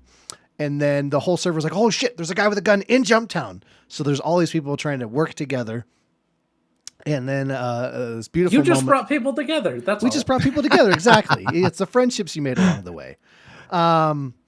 It's been a long time since I'd really played, before this Jumptown event, and the phrase "gunbait, how do grenades work again?" left my mouth, which was a terrible start. So I'm like, I'm going to play with grenades because they're going to rush me. I'm going to throw a grenade in the room. It's going to be great. I'd killed a few people. I felt good about myself. So I chuck a grenade. I'm like, sweet. All right. That's really cool. And then I accidentally pick up another grenade and freak out. And instead of putting it away, I throw it at my feet. So I blow myself up. I'm very much dead in Jumptown. But again, part of just watching everything fall apart of everyone not believing each other is then the people finally show up to kill me in Jumptown. And they rush inside. There's bodies everywhere in Jumptown because people have been shooting each other. I went in there, killed a bunch of people. There's no way for them to know that I'm already dead. And because we haven't said anything in chat at all. So no one even knew me and Gunbait were there. They just knew there was people there killing people. So watching chat talk about, all right, get ready to push. And we're in. Where are they at? Checking left, checking right, moving around, get them out, meet the mamas, roll them out, rawhide. And then they couldn't find me. And then they freaked out thinking that people in their group were the actual guy and snuck in. And so there's just, again, this whole inner struggle between that group that pushed in just because I happened to not be there. It was just so much fun. Yeah. Just creating that uncertainty level was just very fun. No one trusted each other. In the last Jumptown event, I actually basically cleared out all of Jumptown without firing a single bullet, just by basically paying off a guy to go do something because I just said it was near the time that we were getting off, but I said $100,000 is the first person that can go and take down the Gamma Ray, and actually I ended up becoming friends in Star Citizen with this person now, but he's like, yeah, and I was kind of role playing with the guy, but he's like, yeah, I'll go do it. So he goes, takes down the Gamma Ray. That meant that no crime stats were recognized in that area, and no one could be tracked. And then basically that was when all the ships just started churning on each other and blowing each other up. It was pretty peaceful. But the second Gamma Ray's down message popped up, chat, you just saw it go, oh no, uh-oh, here we go. And just explosions everywhere. Dude, we had lasers hitting next to us. Like there's some of those dogfights were happening so close above our heads. Engines floating above us. Oh my god, dude. When are we doing Jumptown? Next time it comes back. And Xenothreat. Xenothreat's next weekend, correct. I want to participate in some of these big events with you You're guys. going to. Yeah. You're in the game now, so you can. I also love so we're kind of kicking around because we didn't want to do another mission the other day, because I think all of us were getting ready to get off, and so like Gunbait's showing off a little bit more, pulling out some of his land vehicles that he has. I know So he's letting us fly like his Russ dragonfly. is a salty bitch. All right, continue. he's letting he's letting us drive his quad car thing. He pulled out his space Uber, which is like a Corvette spaceship kind of thing. And keep in mind, majority of the stuff that I'm flying around in game is all stuff that I purchase in game. Just as a side note, absolutely. So very little of what I've been flying has actually been bought with real money. So, which is impressive in and of itself, because I know how long it's taken me just to get 1 million. But also, your cred is. I'm also kind of a nut, and I mainly make bank with bounty hunting right now. So, and so we're having a fun time. We're just kind of cruising around. Here we go. We're just having some fun, experimenting with some of the vehicles. Here we go. The ship that we had taken in despawned, so Elmer and I are like, okay, we're gonna go grab a bigger ship for Gunbait. Go ahead and take a break, listener. And so we start taking off. I think everything's good, and Elmer goes, how attached to your stuff are you? And I'm like, very attached. As we come to the crest of our upward momentum, and we start to point towards the ground, and then Elmer's like, well, too bad. Never gonna attach to your stuff in Star Citizen, and goes full speed at the ground, which then blows up my stuff that I had spent a lot of time accruing. And so we spawn. Well, when somebody does something crazy to you, like blow you up in a ship, you can press charges against that person. So I pressed charges against Elmer and put a bounty on his head. In my defense, Russ, I didn't know I was going that fast, and I thought I was looking at the horizon. Oh, yeah. You suck. That brings another story. Maybe I'll save that one for story time. Okay, yeah. And so I press charge against Elmer, and then they're like, Elmer starts giving me a hard time, Gunbait starts giving me a hard time, and then Gunbait's like, here's 40,000 for your stuff that you've lost, and I'm like, I feel bad now. So I went with Elmer, and we cleared his bounty, and it added like another 40 minutes onto an already very long day. Here's a life lesson. Don't get attached to your shit in Star Citizen. I had survived for so long, too. And then Elmer's like, yeah, watch this. Hold my beer. It was the sun was out. Like, we're on Daymar. It's gorgeous, The sun's glistening off the sand. There's winds blowing. I'm like, this is so romantic. Do you know what we could really use right now? Fire. And boy, did we. It was, and honestly, like mostly it was because I knew Gunbait was right there, and I knew he'd just be sitting there and all of a sudden just hear. It sounded amazing. Yeah. That's why I did it. Quite the spectacle. I'm glad it sounded amazing. My body exploding into a million pieces. Well, let's go ahead and, in the interest of time and everything, let's go ahead and move into story time, Russ and Gunbait. Okay. And then we'll move into, we have quite a few community questions for our first episode, having community questions. So we'll get into that after that. Yeah. Ooh. Again, I don't have the soundboard. It's not working. I just work is nuts. Story time! Boop, boop, boop, boop, boop. I don't remember that sound being part of it. It is now. Ladies and gentlemen, welcome to Storytime, the part of the show where we get together and tell stories in gaming. That can be tabletop, video games, tag, paintball, musical chairs, the games of your imagination, your inner demons, whatever you want to talk about, right? We've had this segment forever. It's super fun. As gamers, we love telling stories of gaming.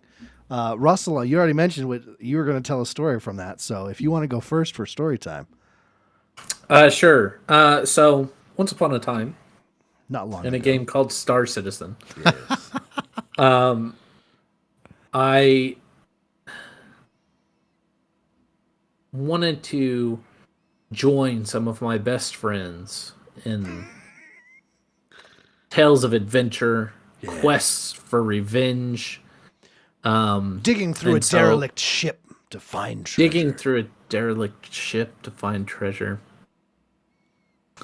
And so we had decided and shared a contract to meet up and I think it was a bounty hunter mission, to meet up at a certain point and complete our objective, whatever it may have been. And we're each coming from different points of the map. We're all in our own ships. We're flying around having a good time. And I'm flying in, and Gunbait, ever so lovingly, comes over the comms and says, "Hey, Russell, it's nighttime out there. Be careful. Because there's a night cycle on these planets. Most of them." And so I'm like, "Oh, yeah. Okay. You know what? I will be careful, Gunbait. Thank you for that." I think actually my words were, "Oh, yeah, no worries." Yeah, that sounds about right. And so I'm flying in, looking at the horizon, sinking down, just enjoying the beautiful glint of the sun off the horizon. And I start to realize coming in very fast. I'm starting to see the silhouettes of mountains and hills. I'm like, that means I'm pretty close. So I immediately try to, I press the opposite button. I press the space button instead of the control button, so I'm not sinking down. I'm trying to raise up. But it was too little too late. And I hit the ground. There's a large fiery explosion. And all I hear from Elmer is, "Nice, Russ." It's just so monotone. Oh, because not only did I blow up, but apparently I was not far from Elmer or Gunbait or the objective for that matter. No, actually. When I hit the ground nearly at full speed. It sounded great. You're like, "I'm on my way, guys. I'm gonna get there. We're great." I'm flying. I'm only 1,000 above the objective. And I can see Gunbait's headlights. I'm like, I slowed down way. I'm like, I'm already almost to the ground. And I hear Russ's ship just fly by. I'm like, I don't say it out loud, but I'm gonna be like, that's way too fast. And so I just sat there and watched. Because in that moment, you just know what's gonna happen. Well, what are you gonna do at that point? There's nothing you can do. There's no way to save it. He's going in way fast straight at the planet. And yeah, it just off in the distance, you just see. Yeah, the funniest part is like Elmer shared the clip, and from his perspective, you see me go whoosh so fast. I didn't think I was going that fast, guys. I was looking at the horizon. Well, because I was looking at the horizon. I'm sinking down. I'm belly down, so I'm like, oh, I'm fine. No, I was not, because this is also something to understand about Star Citizen. Each planet has its own atmosphere. Some of those atmospheres are less dense than others, which means that you can go very, very, very fast, very, very quickly. And if you're not paying attention, and it's nighttime, and you can't see the Earth, you can run into it very, very quickly. Very quickly. I've probably watched that clip 100 times. It never gets old. It doesn't. Nice, Russ. Oh nice. My God. You got a story for us there, Gunbait 101? Nothing. I mean, Russ kind of touched on it earlier. I mean, and it's not really much of a story, but I mean, as far as like another mode of making money, but I definitely have taken on to enjoying piracy in Star Citizen. By the way, I'm talking about Star Citizen. By the way, Yeah. that's what I've Look been at playing me. recently. I'm the captain now. Yeah. But no. And you guys have probably no doubt noticed that I really like to enjoy distortion, weapons and stuff like that. I like to shut ships down. Mm-hmm. I'm not always in a killing mood, actually, but when That's I surprising. have to, when I have to, I will. So one of the things that you can do with, and I mentioned this to Russell the other day. I said, there are a lot of stupid players out there, and they like to mine right around established facilities and landing points on planets and moons. And so I do what any good respecting citizen would do is I would I'm just sorry. kind of hang around. What's I'm that? sorry. Not citizen pirate is what you meant. Yeah, sure. Yeah. Yeah. And basically what I would do is I'd just hang around those areas, and then I'd just basically do like a spiral outward from those areas and keep scanning until I find either a rock miner or a lonely prospector and shoot my distortion repeaters at them, and He shoots his wad at them. Mm-hmm. yeah, and they aren't the most. A lot of times, if you're in a prospector, you're usually there to do a specific type game mode. A lot of times, and they aren't the best fighters at all usually, but they are an easy target. Oh, yes. Nonetheless. And so a lot of times when they see electricity flowing around their ship, or their ship getting pounded or whatever, their first instinct is just yeah, their first instinct is to try to run. But by the time that they've had that thought, I've pretty much shut them down, and they're falling to the planet slowly.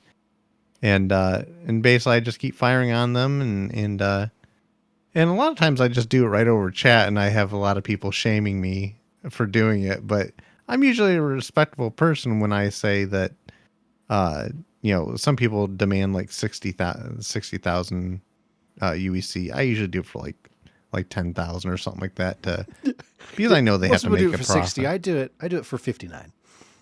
No, I do it for like 10,000 because I know they have to make profit, and they still have to get that haul back to our refinery. You're making a memory. Yeah, Without breaking them. I'm teaching lessons. That's really sweet of you. Oh my god! And if I really wanted to, I could actually ask for more if I wanted to. But I figured you're nice. Yeah, you're just creating. They can go and back, guys. I was mining. Sometimes it gets monotonous. The craziest thing happened. Like you can't pay for that. No, they can. I've made friends with some of these people that are in my friends list now. And like they greet me happily now. They're like, "You are like one of the nicest pirates I've ever met. Thank you." That's about the nicest pirate I've ever seen. But yeah. So I mean, it's amazing though, because a lot of them stupidly get out of their ships or whatever, and they start like shooting at me, and they're not getting through my shields at all or anything like that. But it's like, okay, if you keep shooting at me, either the price is going to raise up, and I'd really hate to actually blow up your ship, because that's the final end result here. Oh, yeah. And they're going to lose everything. And I've already scanned your ship. I already know how much is in it. So you're almost full. Let's work out a deal here. Make a deal. And I'm very polite. I don't call them names or anything like that. And more oftentimes than not, I actually have players just like, yeah, 10,000. Yeah, get out of my hair and let me finish it, and I'll get out of here. Oh yeah, absolutely. And then I tell them, it's like, hey, just as a friendly reminder, don't mine around quantum points and stuff like that. Go to an OM point and fly to a remote area where there's nothing around. And coincidentally, I think also because of all this, and other people are starting to do it too, they're realizing pretty quickly that I'm dwindling on targets now, and so I think I'm gonna have to raise prices. I think you're right. So, Listen, the economy giveth and the economy taketh away, my friend. well, I did such a low price, and they've learned their lesson, you know, and they're getting smarter. And I'm building a better, smarter community is what You're I'm trying making to do. exactly. You're saving them from a future pirate Should have that's been a not as nice. politician. Yeah. Yeah.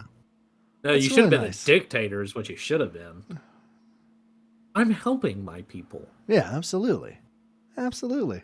Only the weak are dying. I It's love no big that. deal. I love that so much. You need to But sometime record one of those interactions. I'd love to Oh, I watch will. that. Please do. Well, I mean, in half the time when I'm also, I realize I'm going over for my story time, but it really wasn't even much of a story. It was just kind of a thing that I really enjoy doing as my new pastime now for. It's so awesome. I love it. But you know, I mean, I also like to role play while I'm going after bounties on foot too. Like I'm yelling at them over comms, and yes. the other night. I mean, I think all three of us were going after a bounty, and I'm shouting over comms, "Show me them hams!" Yes. And come out with your pants down and your hands up. And then you're like, is he saying show me them hams? I was like, don't question this. You know? There's a process. Yeah. And but I mean, it's just fun having those interactions, and I've had those interactions where I've pirated the bounty, where I've actually said, hey, I'll let you clear a crime stat, and usually, you know, and I actually have an extra crypto key on me a lot of times for the purpose of I will get them away from the console, and I will run up and abort their erasing of their crime stat, and because you can run up and abort it from another player, and oh yes, and so they are sitting there now with a crime stat, and their erasing has been aborted, or their hacking has been aborted, and I'm just basically holding them there at gunpoint, and or a lot of times I will down them, and they're needing medical assistance or whatever, and I'm just waiting there. It's like, you can pay, you know, I'm gonna pick you up. I'm gonna heal you, but as soon as you heal me, you need to stay right where you are and pull out your Moby Glass and pay me this amount of money. And I will let you go. I love it so much. Oh my God. My story. This is going to be fantastic. Sticking with the theme, it's a Star Citizen story. Oh, really? Russell, you're going to thoroughly enjoy this. So I log in to play Star Citizen the other night, and I happened to see, I didn't expect it. You know, Gunbait is 2 hours ahead of me. He works days now. So usually he's not on when I'm getting on, but I see he's still on. So I join up on him, and we're talking, and we're just doing bounty missions where I'm in the turret. You know, we're flying through, blowing up hammerheads and everything. It's having a good time. So we get this player bounty, and he's not too far away. We're like, all right, we can handle this. We can go get him. And this was straight out of a movie. It was so cool. So we go to find this guy, right? And we'd had a couple of bounties before that. It was some interesting things where they were like hiding in a bed for like 3 hours, which was weird. I floated through these closing hangars, which were super. I barely made it through them right before they shut to go in and sneak up on a guy to look for him. But so we had this one bounty. We go after him. We find him in the distance. We fly up on him. We're able to take a couple shots at him. He quantums away real fast. So we go to where we figure out the direction he went, figure out where he's try quantuming. We get to where he's at, and he's engaged with another player in an arrow. And we're like, that guy's got to be another bounty hunter. So they're sitting there fighting, and we're like, we want this bounty. Like, if he dies, just because we have the mission doesn't mean we get paid. Only if we're the ones that kill him. So we go flying in there to try to win this race, right? And so we fly and we take a couple pot shots, and again, the bounty's able to flip around, and he's gone, and quantum escapes. And we're sitting there trying to figure out where this guy went. We're opening up our Moby Glass. We're looking where he might have gone, looking at directions. Okay, there's this truck stop, HUR-L1 is over here, or whatever, other stops here. Is he going to Hurston? Is he going to ArcCorp? Trying to figure out which direction he might have gone. So we go a direction we think he is. We pop out just to see if he stopped halfway through, and then he pops in another comm array somewhere else in the system. We're like, quick, we know exactly where he's going. So we get back into quantum. We come out in this system with the other bounty hunter. The other bounty hunter had figured it out also. So we are neck and neck racing to chase this guy. Get another little dogfight. Guy quantums to another planet, to a moon nearby, where there's this bunker where if you can go in there, just like Katarina, you can clear your crime stat. So we come out of quantum above this place alongside this other bounty hunter again, and it's one of those moments where you paused, we looked at each other, and it's like, all right, only one of us gets paid, and straight up, just raced him, flying through, trying to get up to this place, and he's in an arrow, so he's a little faster, but we are neck and neck, just jump point to jump point, dogfight to dogfight, literally neck and neck, racing through the sky, in atmosphere. We land. He happens to land a little faster, runs inside, and the elevator is going down as we get to the elevator, and watch him descend. And we're like, all right, maybe he'll just die, and then we get a chance, and then it pops up, mission failed because he got him. But this whole thing of literally racing another bounty hunter, just jump point to jump point, dogfight to dogfight, literally neck and neck racing in our ships to land. And he happened to get in the elevator just before us. I was like, God, that is such a cool experience. And that was all player driven. Yeah. And to add to your story too, we just got into an epic battle with that same person. Yes, we had. He was red before. When I say red, he was hostile to us earlier. He didn't have a crime stat or anything like that. He just turned red because he was. There's a rule in the game for how to get crime stat called in defense of another or something like that. It's called, and so you will turn red as showing as hostile for a moment if you're defending another ship or something like that. But because he was red, we had an opportunity to go after him at that point, and so we entered into battle. He was in an arrow. We were in a cutlass black. Oh, we shouldn't. Was that guy, yeah. Yeah, and we shouldn't have, we should have lost in all theory. But he was an excellent pilot. Very good. I thought in a cuddy, not to toot my own horn, but I do enjoy flying, and I do take enjoyment in dogfighting and stuff like that, and what we're able to do in a cuddy as against an arrow, the only advantage that he really had was speed, which is after that day I decided I have to get the Hurricane because there's no way I can put the damage on them and also have a gunner on it at the same time. But I would have been convinced that we would have won that fight with him, but he was also the one that won the bounty too, and it was just it was close calls either way on that, but was that the long streaming day? That was the long streaming day, yeah. Okay. Gosh, it was that. You're right. Yeah, that was a long day. That was towards the end too. But it was cool because it ended and in chat we're like, man, because we're flying and we're race is on. We landed, we're like, hey, just so you know, where other bounties don't shoot us when we're approaching, And then he gets down there, we're like, GG, you were just faster. He laughed, yeah, GG, and everything. It was just a really cool race interaction, or interaction that was a race. I don't know. No, it was definitely in spirit. It was a race to try to get to that bounty. Yeah. And it was just so cool that we can have that interaction of just basically being neck and neck and trying to be that close to the finish line on that. And in the big open world, and yet we are these two entities just traveling parallel to each other. Yeah, and just for the our own good, figuring out where people were going. It was just cool, and that they figured out at the same time we did. It was just it all timed out perfectly to make a cool moment. So I have to create a new soundbite for this. I'm gonna have to figure out who do I have left. I could both my kids and my wife have. Oh, I don't know. I'll have to figure it out. I'll have my grandpa make one for community questions. Community questions.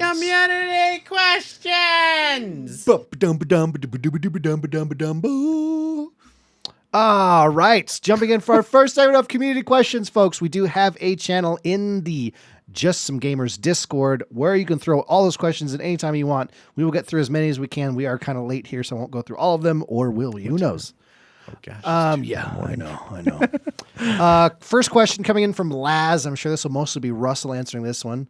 Question for the show. Elden Ring is supposed to come out soon, but I find myself not really swayed by it.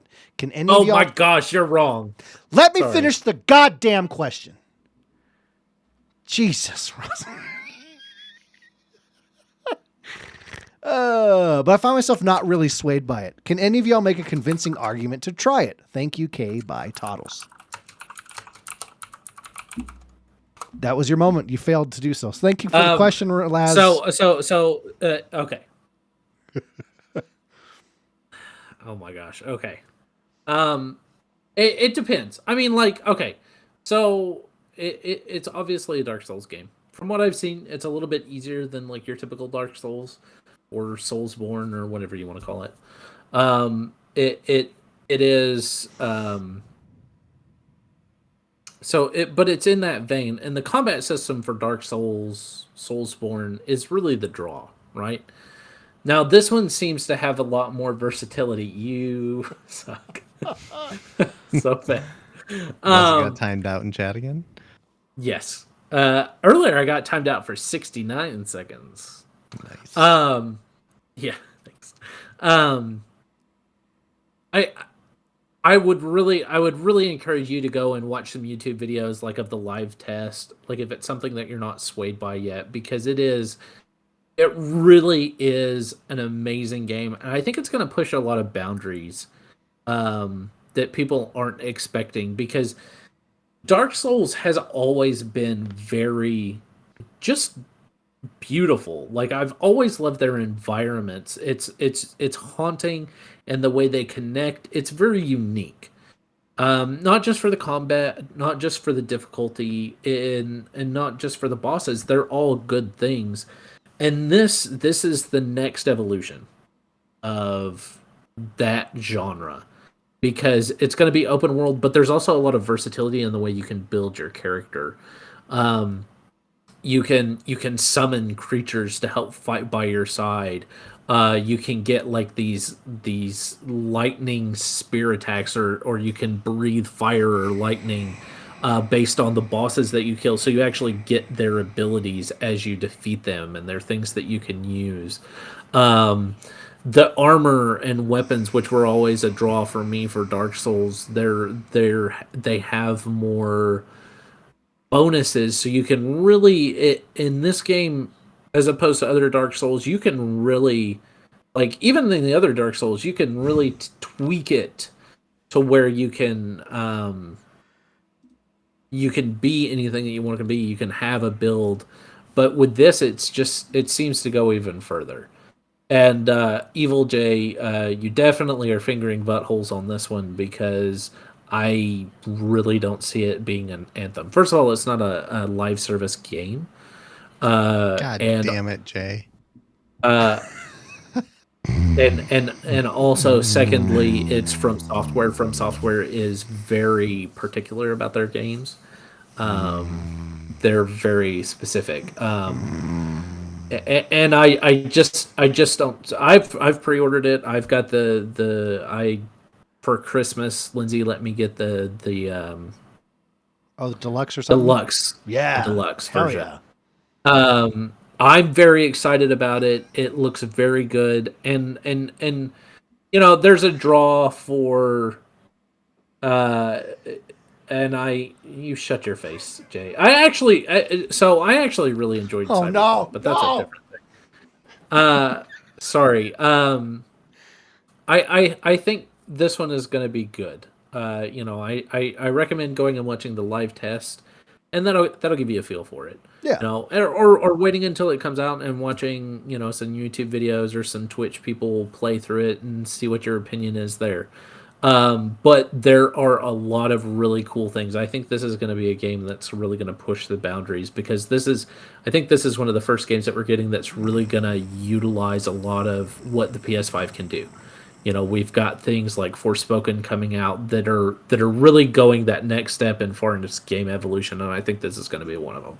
So that's what excites me about it, is that this is going to be hardware intensive. It's going to be something that's really going to start to push the envelopes as far as games are concerned, and I'm excited about that. Sorry. Drafty asks, mild, medium, or hot? Mild. Medium. None. Wow. Okay. Hard or soft? Soft. Soft. Hard. Okay. Sweet or low? I don't Sweet. understand that one. What is? There's not a low in sour sauce. Well, sweet and low, like the sugar substitute. Oh, no, I didn't know that actually. I'm a high fructose corn syrup kind of guy. Yeah. Cocaine. Takeout, drive-through, or delivery? Delivery. It's DiGiorno. Delivered. If they can bring it to my house, heck yeah. Yeah. If I don't have to go anywhere to get the food, bring it.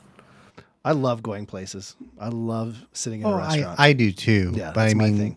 if I am just like totally Jabba the Hutt in my house, Oh, yeah, delivery. 100%. I just want the easiest delivery Yes. of food and delivery of all sense of the word to get the food into my body. I've tried to tip the guy more to like actually just enter the house and bring it down here and just feed me for like an hour. Didn't Never go for mind that I'm wearing this tarp right now. Yeah, but yeah. you know, It's for my This is a modeling to- career. this A trough that I toga. have going towards my face. Question for the show from Runga, RNG Gator. Do you really want to hurt me? No, I just want to make you cry.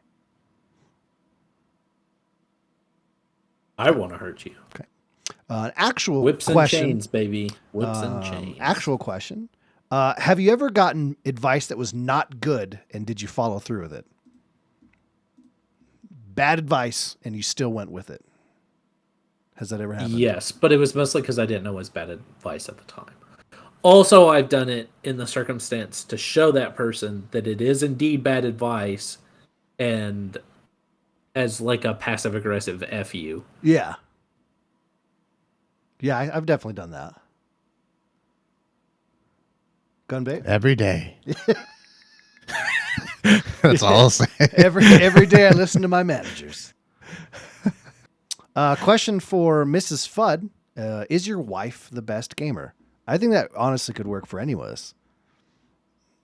I've seen her play Sonic Racing. That's true. She's pretty good. I can tell you this. So I'm a big Dark Souls fan. I'm a big From Software fan. Here we go. But Bye. so I introduced Lindsay to it one time because I was having her play through Dark Souls 1. And I wanted to see her reaction when you first face the Asylum Demon. Yeah. Because it just pops out of nowhere and you're like, oh. So I wanted to see how she would react. I have never seen anybody do so well in beating that first level than she did. And it made me furious. That's so awesome. She picked up on it so quick. And I mean, she's just like, it's like when you're like, oh, let me show you this fighting game. And the person just button mashes and they kick your trash. Oh, yeah. That's exactly what she did. And I'm like, And it just worked. I just walked out of the room. It's so like, awesome. Gunbait, is your wife the best gamer? In my heart of hearts, yes. Okay. But sadly, she doesn't game that much, really. Yeah. So I wish she did. Amen. I'll clip that and send it to her. She knows, and okay. she would agree. That's true. So This is not news to her. no, this is She's like, yep, right on. Yeah, right. Power to the course. ELMMERFUDD here. Let's see here. Is my wife the best gamer? Lisa, 1v1 me and Rust. Okay? I will shit down your throat. All right? Okay, that's all I want to say there. Because she listens, so she'll hear that, and we'll see what happens from there. Hi, Lisa. That could be fun. She's going to come into the room and Yeah, just backhand you. You see a fist come. Another question from Mrs. Fudd. What's your favorite game to play from your childhood? Favorite nostalgia game? Are we talking video game or like... She just said game, so video game, board game, I guess would work. There's a game called Fireball Island. Oh yeah. It's got this cool 3D map. It's you move around. You can take like these caves, and it's got this cool kind of like interactive thing where you have these marbles, and occasionally because you draw cards, and that's how you move, and you do the different actions. And occasionally you'll get the opportunity to knock a marble down, and your goal is to try to hit the other player and knock them down so that they lose treasure and things like that. That's my favorite game to play from childhood. What about you, Gunbait? Mine is gonna seem very boring, but and I will say that my favorite game that I've played since childhood and I still play today is chess. And Oh yes. it's very basic in its form, but it's one of my favorite ways to get to know people actually. I also have around my house, I have multiple chessboards around my house that have a game in progress at any given point in time. And we all know That's where we left pretty off. impressive. And That's we all know how to play. So we enjoy it a lot. For me, it's going to be Indiana Jones and the Fate of Atlantis. One of those Ooh. the LucasArts point and click adventures. I Click still play. adventure, yeah. I loves playing through those still. And Indiana Jones was one of the best. Yeah. 100%. Question from Drafty. Have you ever weighed yourself before and after pooping? Russ, I think this is in your wheelhouse. No. But that's because I'm in such a hurry to get to the toilet that there is no time for me to weigh myself. And afterwards, most of the time I need to lay down to recoup my energy from what just happened to me. So there's your answer. Okay. Gunbait. Yes, I have. And I went through a very big experimental mode in my life where I was. Don't get the wrong idea. Take it easy, guys. Sorry. I was sciencing my body, basically trying different foods. That's what they call it, huh? And basically, there was a month where I forced myself to live either off of nothing but boiled spinach or another month where I did nothing but raw potatoes. And basically, when I did the raw potato diet, I basically lost like 20 pounds in 2 weeks. In a 2 week range is when I started like really measuring. And I also used to have a weight problem back in the day, so it was something that it was very goal oriented. Would I say that I would go through that process again? Maybe not, because you ate boiled potatoes for every meal for a month? Raw. You ate you ate raw potatoes every day, like for every meal for a month. Mm-hmm. It has all the necessary nutrients you need. No butter, no sour cream, just potato. A raw potato, like an apple. Just, yeah. I'd peel it. I mean, I would peel it and then eat it. Oh, well, that makes it better. But what's amazing is so I was also trying to rebuild my relationship with food, and therefore, in order to get past that, I had to treat food as something that nourished me rather than something that actually I desired to have. So I went through a phase. So I had to do a phase where I reset my palate. And in order to do that, I figured this is one of the most bland foods I can eat.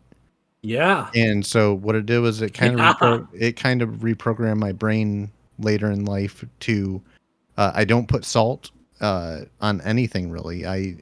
Very minimal if I do it, and I've really learned to appreciate the flavor of vegetables and stuff like that. And I don't consume a whole lot of meat today, so I still do though. Yeah. Oh yeah. Sorry for the long answer. No, that's fine. It was educational. Amazing. And intimidating. And I also used to take ice baths and really ice cold showers as a weight loss measurement. I think there's some myth busting to do with that, but I don't think it actually works. So Well, you shiver all the weight off. yeah, Yeah. I also have severe neuropathy today. Oh, nice, solid. Yeah. Thank you, Winter. I have, and sorry, the question for anyone that lost it was: have you ever weighed yourself before and after pooping? Yes, I have, and for some reason, I weighed a pound more. So I'm not sure what that's about. And the reason that is because even though you're expelling something that's solid, your body is still filling up with gases and things like that. Thank you. So you actually do way more after you poop. I was going to finish that sentence with a joke, but now you've ruined it, so it's fine. We'll move on. That's my goal.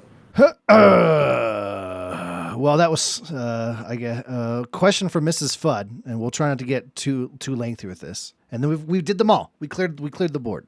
Wow. But her question, I assume because of the topic tonight, because she's awesome. She says, "What is your favorite Star Citizen moment that you've had?" I'll go first. This one. Okay, thank you. This is a throwback. This is one of the first times we played Star Citizen together, Gunbait. One of my favorite Star Citizen moments is the New Year's Eve party, right? We were streaming New Year's Eve. There wasn't a lot to do in the game just yet. This was almost 4 years ago now. Yeah. That's crazy. Time flies. So we're making our own fun, as you do, and we're trying to sneak aboard other people's ships because it's getting very late at night. So this freelancer Max, which is this huge freight ship, basically, has its back door open, and so we walk on board, try to hide in a corner. The people get on board, they notice we're there, and they don't think anything of it, and go up and start flying off. So we're sitting there waiting for an armistice zone to end so we can then kill them and take the ship. Prison wasn't in the game yet or anything. Crime stat wasn't a big deal. Like, yeah, it's whatever. So very early in the game, for like my first player to player experience in the game. So we're flying, they're flying out. Don't even think anything of it. They get out of armistice zone. They turn on Gunbait as he's walking in and they shoot you, I believe, right? Because you were dead. And then I come walking through the back door with an LMG and just the whole cabin of this ship. And there's just bodies sprawled over chairs, over the front, like over the dash, just bodies everywhere. And I'm like, I did it. We have control of this ship. And Gunbait respawned. We flew over there, picked him up, and then I think we just went and crashed into a planet. But like, it is just such a pivotal memory because it's like one of the first times the game was really expanded. There was a lot more to do. It was my first like player to player thing. Stole a ship, murdered a bunch of guys, and then crashed the ship. It was amazing. Sounds like a theme with you guys here. What are you talking about? I'll go next. Yeah. One of my actual favorite moments was actually with you, Elmer. And it was the worm. Actually, in it was Last with you. Oasis. The sandworm in Last Oasis. But she says favorite Star Citizen moment. Oh, I'm sorry. I Yeah. thought it was favorite gaming moment. No, okay, favorite Star Citizen moment. Favorite gaming moment. Favorite Star Citizen moment. Catch up. Was I there for the sandworm, or was this the first time you guys ran into? This is the first time we've told The that first story time. before. Yeah, the Yeah. first time. Yeah. Okay, I wasn't sure if you had told that story. Okay, favorite Star Citizen moment. I would have to say it was actually probably the last Jumptown event when we had to make an exit. We ran in, Yes. cleared everything out, and Killed then everybody. because we had no ship, we had to improvise and basically I sat there with an LMG and just shot at a ship of an Avenger Titan, and it popped the door open and allowed us to get in, and we were able to safely fly away unscathed. And even though we didn't make any money or haul off with any cargo, it did have a bug package in it, but we were able to fly back to Grim Hex with no issues, zero crime stat. And it was just like it was just a great moment of like just landing, causing mayhem, and just getting out of there unscathed. Yeah, and again, we killed a guy and stole a ship and flew off into the sunset. Yeah. Yeah. Like Yeah, said. I guess there is a trend. Yeah, I didn't see it at first. You Russ, I think? think you have a point. Yeah. What about you, Russ? I know you're a lot newer, but what is your favorite moment thus far? Where you're like, holy shit, this is a thing. Oh, I mean, all of them. So there's a song called "Legendary Jetpack" by Okay. Glory Hammer, Yes. and for some reason, like I go to sleep at night and I see my Pisces, a little targeting ridicule, and I just hear that song playing in my head as I'm taking off into the sky. So I think it was the first time that I like took off in the ship, like from atmosphere. You're coming from the planet, you're going off, and you're watching the raindrops kind of hit and smear off of the canopy, Yes. and I'm just flying through the sky in a jetpack made of cosmic steel. Hell yeah. I love that, dude. Well, thank you all for throwing questions in for the first time. Again, that is in the Just Some Gamers Discord. There's a link to that in the show notes. Please jump in there, join. We'd love to get some more questions from all of you. Russell, please throw yourself down the stairs. And I think that's gonna wrap us up here, folks. Gunbait, thank you so much for joining us here, brother. Well, thank you for having me. Absolutely. And again, you are more than welcome anytime you'd like. Yeah. For any topic, man. You're always welcome. You make it to where I don't have to talk to him as much, so it makes it a lot. It's really nice, yeah. Gunbait, could you tell Russell? Am I your liaison to Russell today? Yeah. But well, I mean, if people wanted, I know you don't stream or anything, really anymore or anything. But if like people wanted to look for you and find you places, well, where can people do that? Every once in a while I post on Twitter or Instagram, or I never post to TikTok, but I like a ton of videos. I'm usually at Gunbait101 on all those platforms. And YouTube too. Yeah, you throw some stuff on YouTube. I'm on you. I have some random ass videos on YouTube, but probably you may even be able to find some channels that I don't even know I'm a part of, or some social media platforms. Who knows? Like this Surprise show. yourself. Like this Yeah. show. Evo J, real quick to answer that last question. He says his favorite moment is Gunbait streaming Star Citizen and listening to Shatner. Space trucking. Russell, where can the good people find you? I don't even know.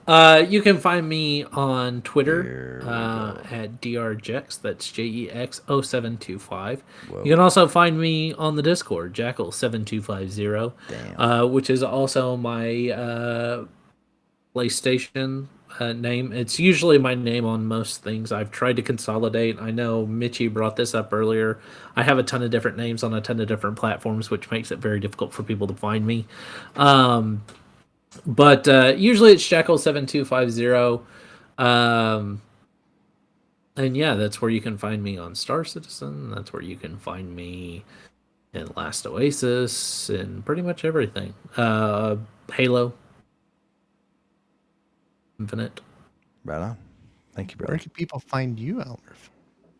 Well, they can find me following this first thing that I say to outro the show. Oh, you have a thing. I'm sorry. Yeah. I fucked it up. Yeah. God damn Reset. That's okay. No, That's okay. Normally it's me. That's awesome, Russell. I hope people can reach out and find you those places. Well, everyone else, thank you so much for joining us for one episode. God, Russell, that's really interesting. I hope that people reach out to you and find you. Pause. Actually, I hope no one ever finds him. Were you going to say something, Gunbait? Where can people find you? That's what I want to know. That's the information that I want to know. Who cares about Russell? Well, I who was cares? about to say this. Fuck I it. feel like this is heading in a direction that I'm not gonna like. And Fuck it, we'll do it live. Thank you all for joining us for episode 112 of Just Some Gamers, ladies and gentlemen. Holy shit. You can find us on the web. It's not confusing at all. JustSomeGuardians.com. There is embedded our YouTube. I guess we're gonna have to switch over the Twitch link, but it's stuff's there. Just look us up. We're good. The show is streamed on my channel, which I'll plug in with all my other stuff. I'm ELMMERFUDD. You can find me on Twitter, Twitch, YouTube, Instagram, TikTok, all those places at ELMMERFUDD Games. Double M, double D. Double D. Gunbait, Nope. Have could Russell do you tell Russell to Yes. take us out? it. Okay, thank you. I can do that. Russell, take us out, will you? Maybe. Do the thing. For fuck's sake, Russell. Podcast for once in your goddamn life. Join us next week on Just Some Guardians for It's Mutual Just Some Chaos and- Gamers. Dang it! Piece of shit. That's Redo what I the meant. podcast. Join us next week on Just Some Gamers for Mutual Chaos and Utter Incompetency. And screw you, ELMMERFUDD. I'm interested. Dang it. There we go. Thank you, Evil J. For everyone else, there's MasterCard. We are going to go ahead and get ourselves out of here so everyone can sleep. It's a lot later than intended, but, you know, I think things happen when you're talking Star